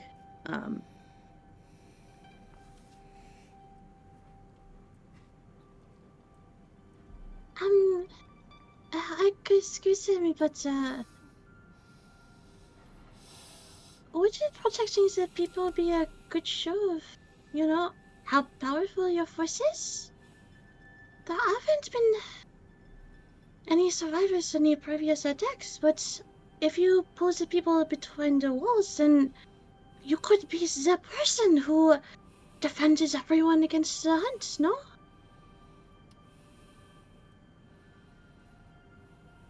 Roll me a diplomacy check. Got a +1 on that one. +1! For the love of God, please! How do I add the +1? Don't know. You click the Uh. little thing, and then you add in the circumstance. Click the dice. Circumstance. Oh. Shit. Fuck. It went away. Circumstance add? Oh shit! Cool. Bet. Pinky's crossed, I swear to fucking God. 17. Getting higher. Mm-hmm. Yep.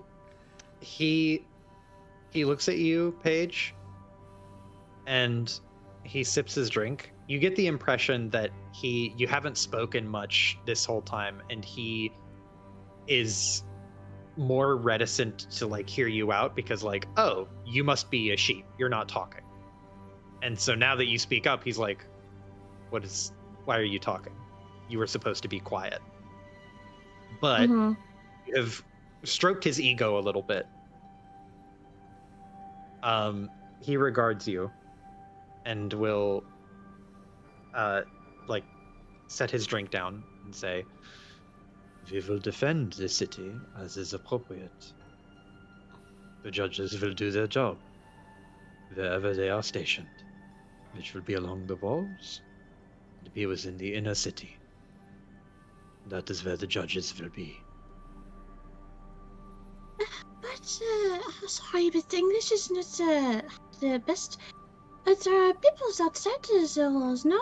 And that is going to be, how do you say, chaos? No?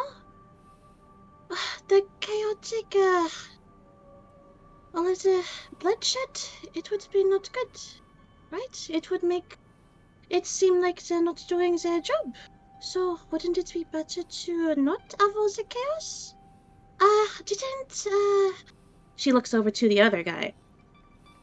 Didn't you say it was, your job to control the chaos of people's panicking? You look to Burke to say that? Because he did say it was their job to control the chaos of people.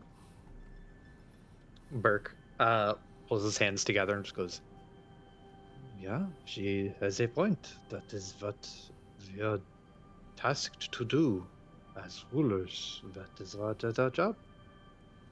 And Burke, like, kind of sheepishly admits that. And Königstein just he looks over to Burke, and there's almost like a sneer in his face. But he'll lean back again, kind of recline in his chair.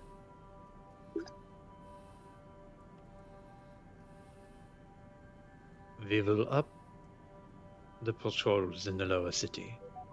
That is what we will do."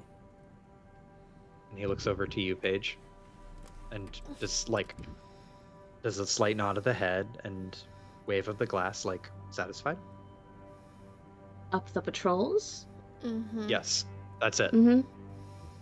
Are we satisfied, gang? No, but I don't know that Maddie we're gonna is get the- anything out from him.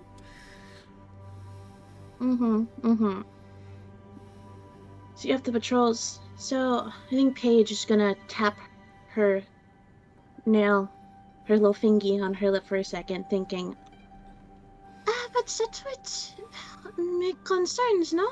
Shouldn't. If you just up to patrols without announcing it, they're going to panic before the event, and then it could be more trouble. So, wouldn't it be best to let at least the people outside the walls know? That way they can leave. And she looks over. The people's leaving could be organized. That way they don't get lost, right? There will not be panic, because the police will be there. She tilts her head. But if you are increasing it, then they're going to know that something is up, no? So, they might get carried away and think that the wrong thing is happening, and it could cause more troubles. The police will handle it. That is what they do. Ooh.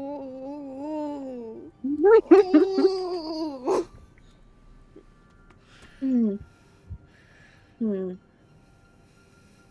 Thinking. Thoughts. I want to blow up this man's spot so much. Do we want to spend more time convincing these people? I don't know if we can convince him.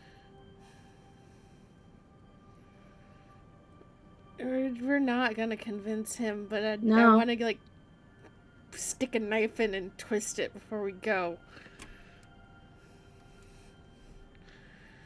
Do Willow and Maddie also speak French? Willow does. Willow does. In French, Michonne will say, if the police can't handle it, maybe someone outside the walls will control the chaos. Be the ruler that they need.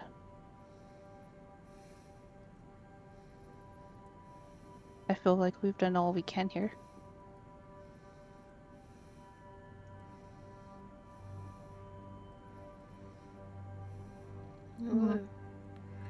Kind of leans back in her chair. Little tight smile and a nod. But she What will... did you say? Simply that we are not going to convince you of our point. Especially if you will not listen to the queen that's ruling by your side.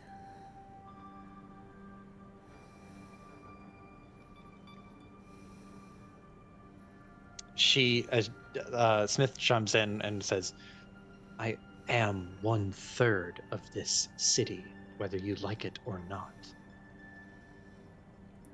And I will say something that you will not appreciate, but I think it needs to be said. Your police may be well trained and well armed, but they are not infallible. The fact that you had a serial killer in your city for so many months, and nothing was discovered about him until 2 days ago, proves that.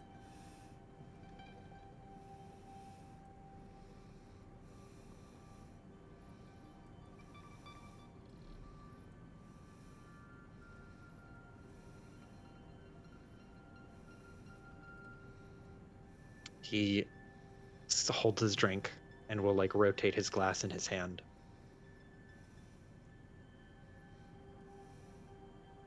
And he just stares at you, Willow, for a long time, just kind of assessing you. She doesn't flinch.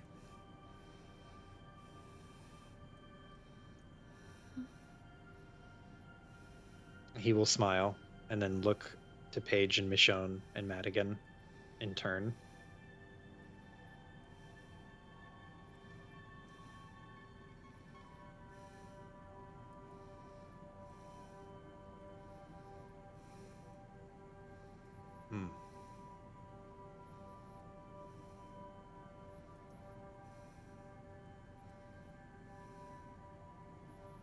He will say something in German.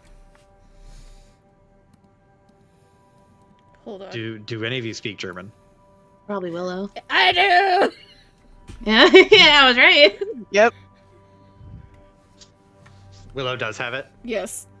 See, and you can actually say it in German too, you fuck.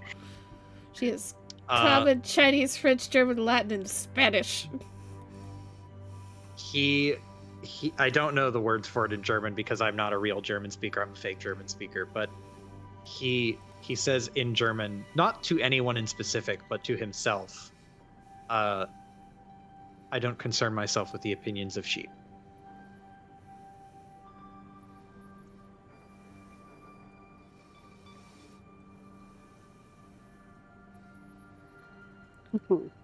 And Willow just smiles very slowly. Will tilt her head. And respond back in German. And age is supposed to come with the wisdom to know you don't know everything.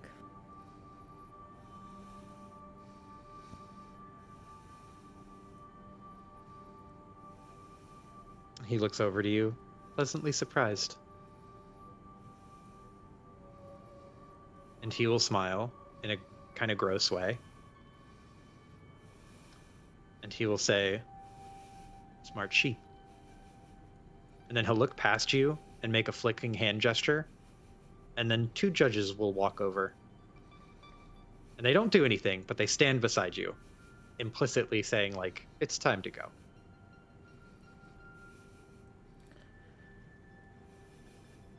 Willow will slowly stand up, kind of shake out her dress.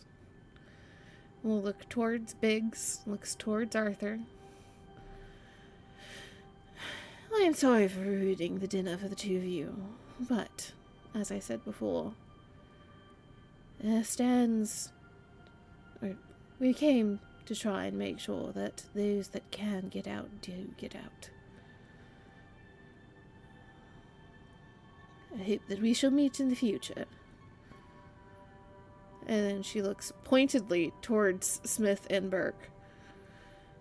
Especially considering the fact that, apparently, almost everybody at this table is sheep to one wolf.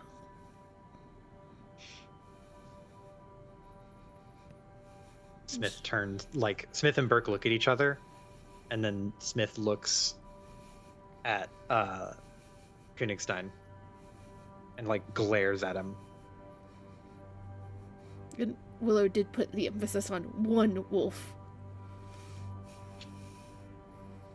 Arthur will get up and take a few quick strides over to you, Willow, and he'll, like, put an arm on one of the judges, to which they, like, yank their hand free, and they aggressively stand towards him, and he just goes, "I'll walk her out. Save you the trouble. I'll walk all of them out." "Good man, Arthur. Show our guests out to the fresh night air. Sorry we couldn't have a longer dinner." Willow will just carefully step around the judges, moving and acting as if they are not there. And will follow Arthur out, making sure that the others are following too. Paige will get up, give a very polite bow, and permission to one last thing, jab at this guy. Ulfric? Or is the pan too hot, guys? No, we've not been stabbed yet. Heard. Mm-hmm. Right. And Maddie's there. She'll save me. Yeah. Yeah, okay. I can try. Yeah. As it's time to leave, Paige will get up and give a little curtsy, very polite bow to all of them. Yes, thank you for letting us join and for meeting you. It is a pleasure to meet kings and queens. I just hope that all of you remember that it is a privilege to rule. And that for every person that you lose, your kingdom does get a bit smaller, so I know that if I was this lucky, I wouldn't want to lose a single one. So, I hope you'll have a good evening. Very good one. Very, very good wine.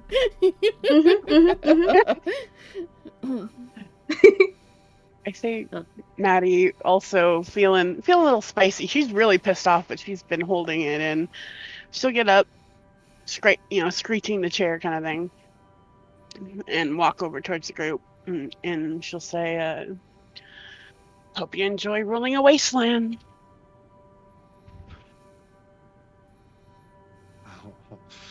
Ulfric is staring into the side of his goblet in like at the ornate gold design on it. Just turning it around in his hand. He's hearing you. It's hard to tell if it's getting under his skin or not. It's fine. He's not the target.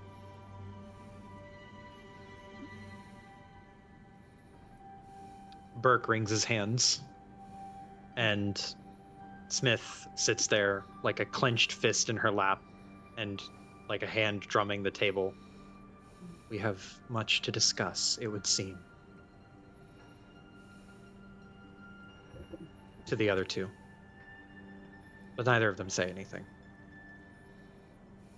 Biggs will stand up and say, "Well, I'm full, so I will leave you to your business and retire for the evening."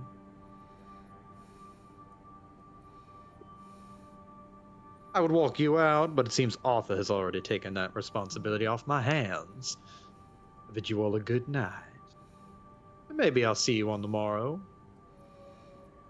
Well, we'll give a little nod and kind of like slight bow towards Biggs. And if not, like I said, here's to hoping business in our future. Cannot wait. I'll give you another wink. The judges interpose themselves between the kings and also Biggs and the rest of you now. So like they kind of mush you and shuffle you out of the building. Or out of the room.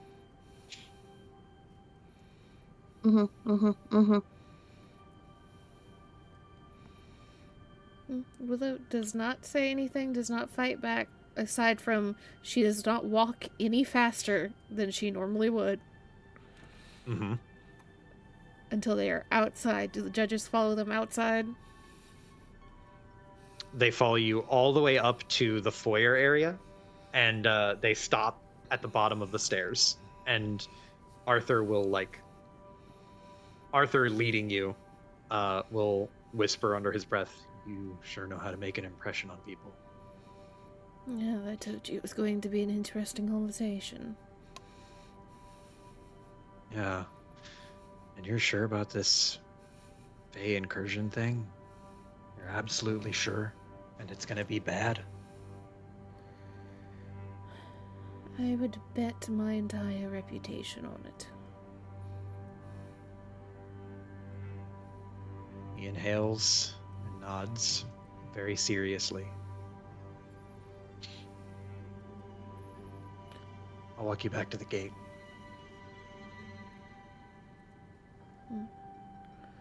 Once they're outside and away from the judge's earshot,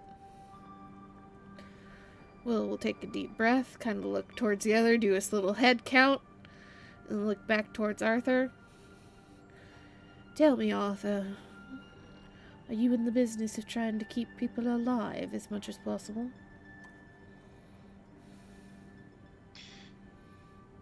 I'd like to think that's part of my job description, yes. I have nothing that I can offer in exchange, but could you try to pass one message for me? Sure thing. If you can, inform the Queen that we are staying the night in.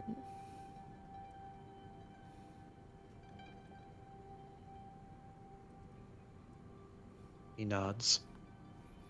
Well, you are. I am, at the very least. I'll make sure she knows.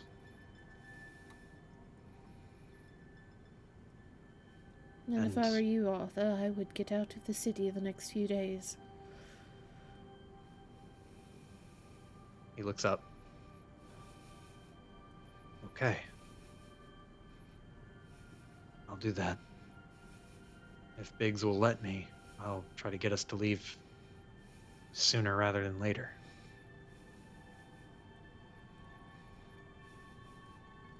She nods. Perhaps if you're ever in Tamarked when I am there, we shall have a proper drink and conversation. Paige here makes a quite lovely cocktail when she wants you. Does she? I'll have to try one sometime. And I'll hold you to it.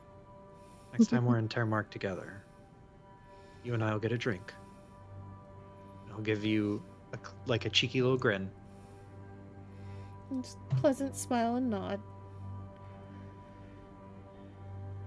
Now, I think you should be getting inside before they think you're plotting with us to overthrow the city. You're right. I should be getting back. If you're ever in Starwick, look me up, and I'll reach into his pocket and pull out another card. I think he already gave you one, but he'll give you another one. She'll take it. Just politely.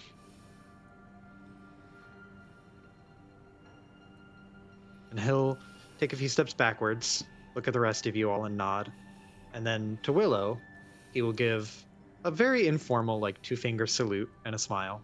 And then he'll pivot on his heel and quickly walk back inside. We'll watch until the doors close and walk everybody through the courtyard and out onto the street in front of the palace. And then we'll take a deep breath. Well, fuck.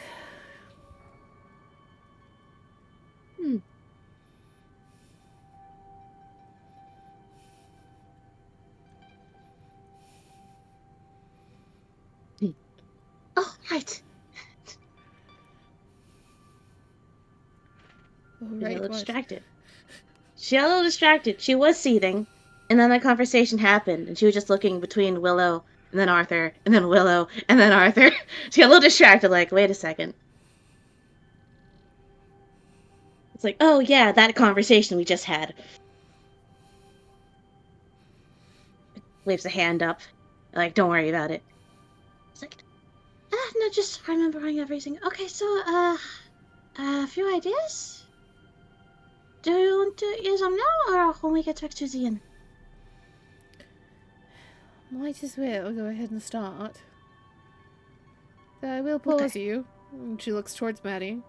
Good job at not biting anybody's head off. It took a lot of self-control. That's She says character honestly. growth. Mm-hmm.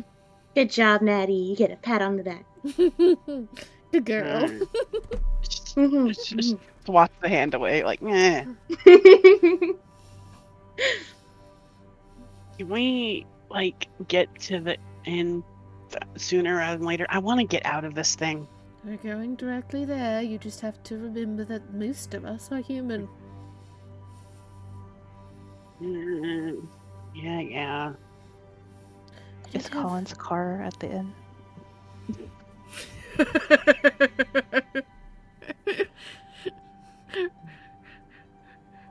If the You- answer is yes, we're making a stop. Are you wanting to hotwire a car? No.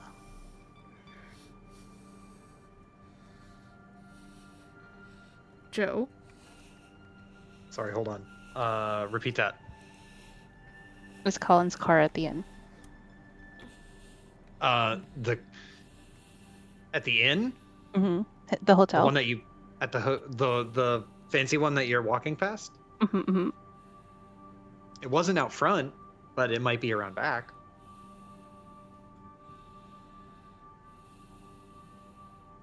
Do you want to go I- check? We'll be right back.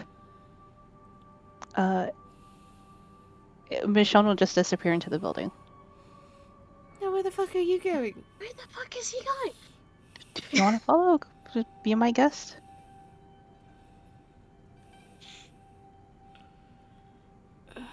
As you disappear in the building or around the building? Into the building. Okay. You go right up into the main area, and you're greeted by the familiar foyer of this fine hotel. Just a beeline straight to where he last saw the bastard. Okay. You beeline all the way up, down the hallway, up the stairs, down the hallway, and find the room that he should have been in, or was in before.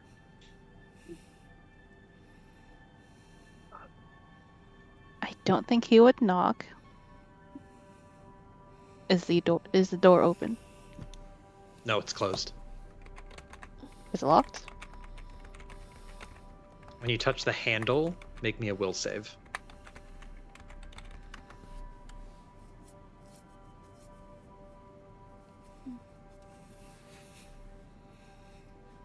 I'm not seeing my dice.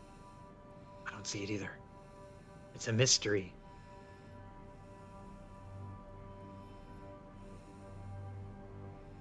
My back? Will roll for me. Shiny. 10. Okay, so as you touch the handle, your vision starts to swim, and you start to tunnel. And you have just enough consciousness left to turn the handle and push the door in before your vision swaps. And you find yourself in a hotel room, looking out the window, until you hear a door creak, and you turn around and you see yourself. It happened again. Why are you here? Feels better now than 10 minutes ago. Michonne will walk up to himself, clean up the collar a little bit, give himself 2 pats on the cheek.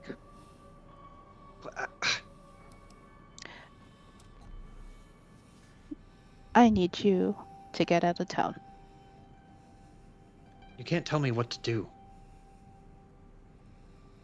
He pats his shirt like he's looking for something, but he's in your body, so he can't find it. Michonne will look down at his own chest in the bastard's body. Search his pockets for whatever he's looking for. You find in a pocket a switchblade. Kind of scoffs and he'll pass it to the bastard. He'll look at you and take it. There's grudgingly. There's something coming. And before it... How do I put this? For a moment, he'll look past the bastard to see if the others have followed. Did anyone follow? That's a good question. Where did he go exactly? Into a hotel? Yeah, into one of the fancy hotels. One of the ambassador Okay. hotels. Okay. Are they being followed by judges? No. I mean, that's his business. Paige isn't Mm, following. Willow would know the other Bellamy is here.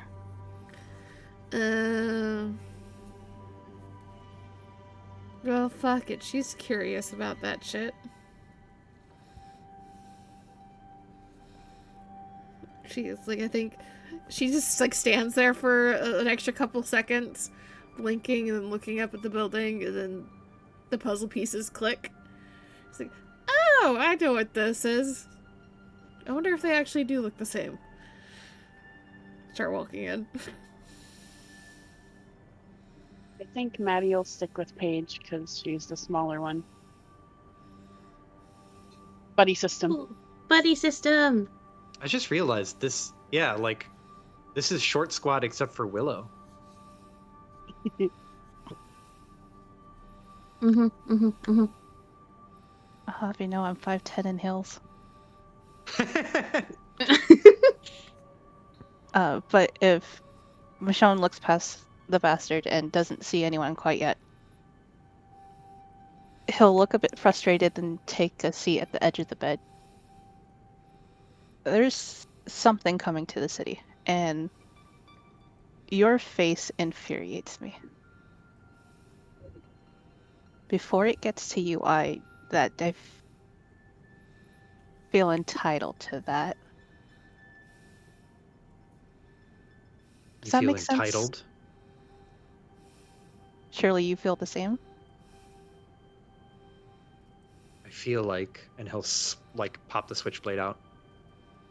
I might do something a bit drastic, and he'll point the switchblade at you, and then point it at his own face, your face.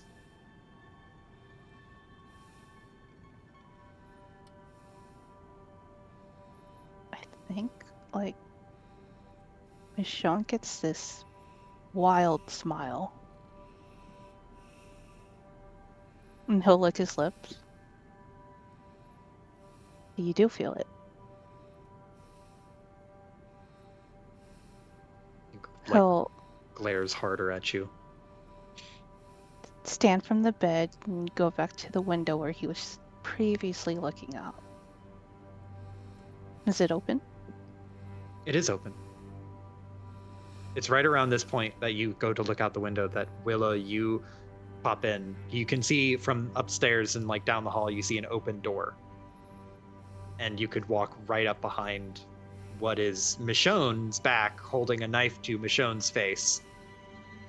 And a second Michonne looking out the window in a different outfit. There's a moment where Michonne, in the bastard's body, puts his hands on the windowsill. Then claps them on his legs and turns to lean. His back just outside of the window. And he'll spot Willow, then the smile falters a little bit. Willow comes around the corner, sees this, takes just a moment. So we're still in that stage of negotiations. Can't say I miss it. The other Michonne flinches from behind. Who were you? The fact that you don't know means that you are not Michonne. Michonne, get out of the window, please.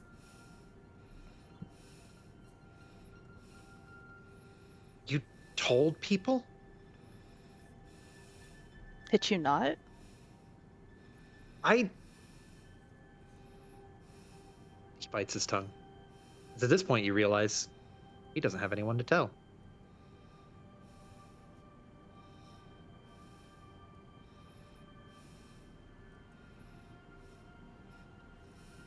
Sean will click his tongue and sit back on the bed. Willow reach a hand out towards the other one. You can call me Willow. Takes a step back. Doesn't take your hand. Can't trust you any more than I can trust him. And I don't trust him. her more than you can trust me. That's actually almost flattering. I'm trying to be good. And tell him to leave the city. Oh yes, you should do that. Why? Do you like being torn apart by frenzied fae? Just makes a face. That's why.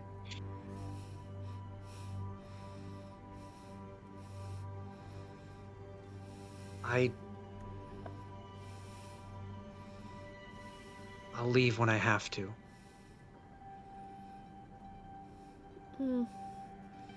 Have to. Should probably be sooner rather than later. The city doesn't have long before it is completely swarmed by and entrenched in battle with, well, creatures that I would not want to deal with. You, and she kind of looks, like, peers at Michonne's face for a second and then looks over towards Bellamy's body and kind of looks him up, like, head to toe. Seem like you might have some experience with fighting when you need to, but, well, I don't need to tell you that non-humans are generally more than a human can handle.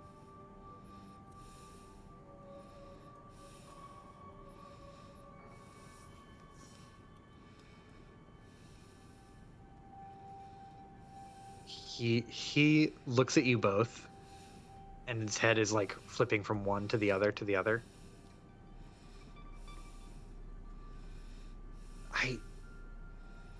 What do you want from me? Just get out of my life. I feel like I've made it clear what I want for you. And I can't do that quite yet.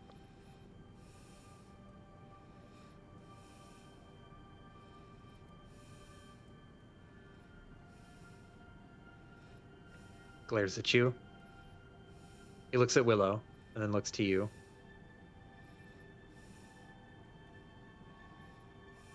And he will take the knife that he has, that is his, but it is held in your hand.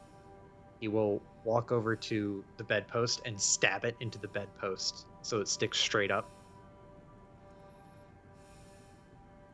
And he'll point to you, Michonne, and say, if I ever see you again, even if I'm here like this, and he gestures to your body, you'll regret it.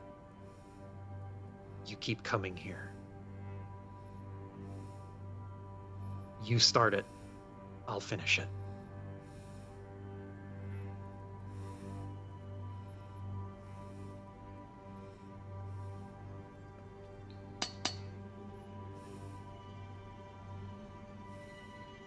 Michonne will lunge at him.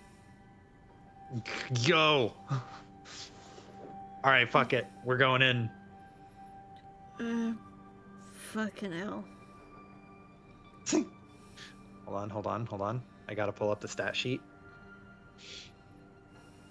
Oh god, have fun. Your healer's outside with the tank.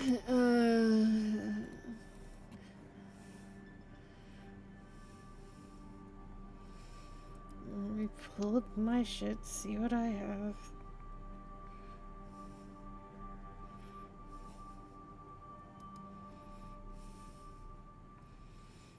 I'll be right back. I gotta use the bathroom really badly. I'm sorry. Oh.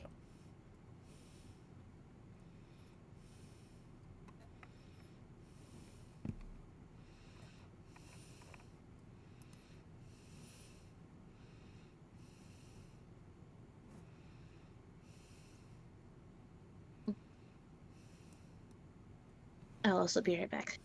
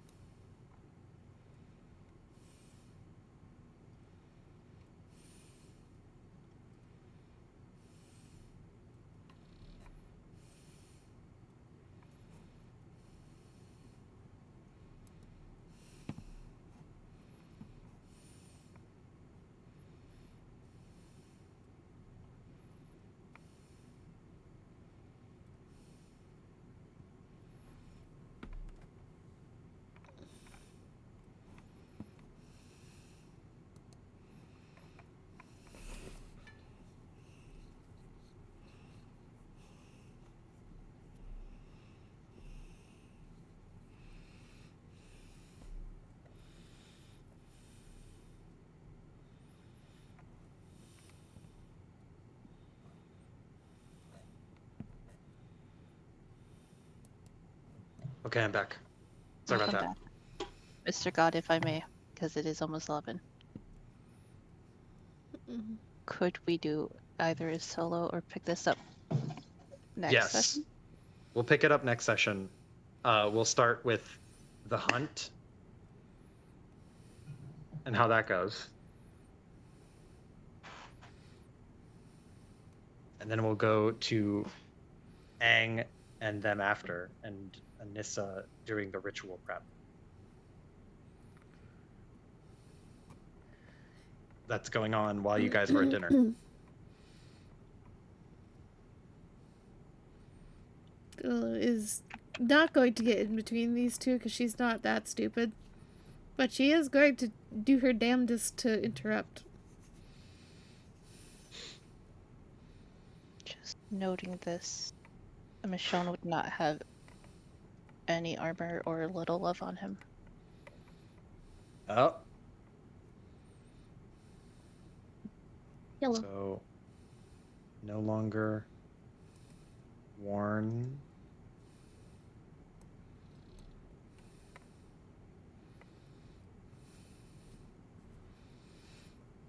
To get XP, Joe.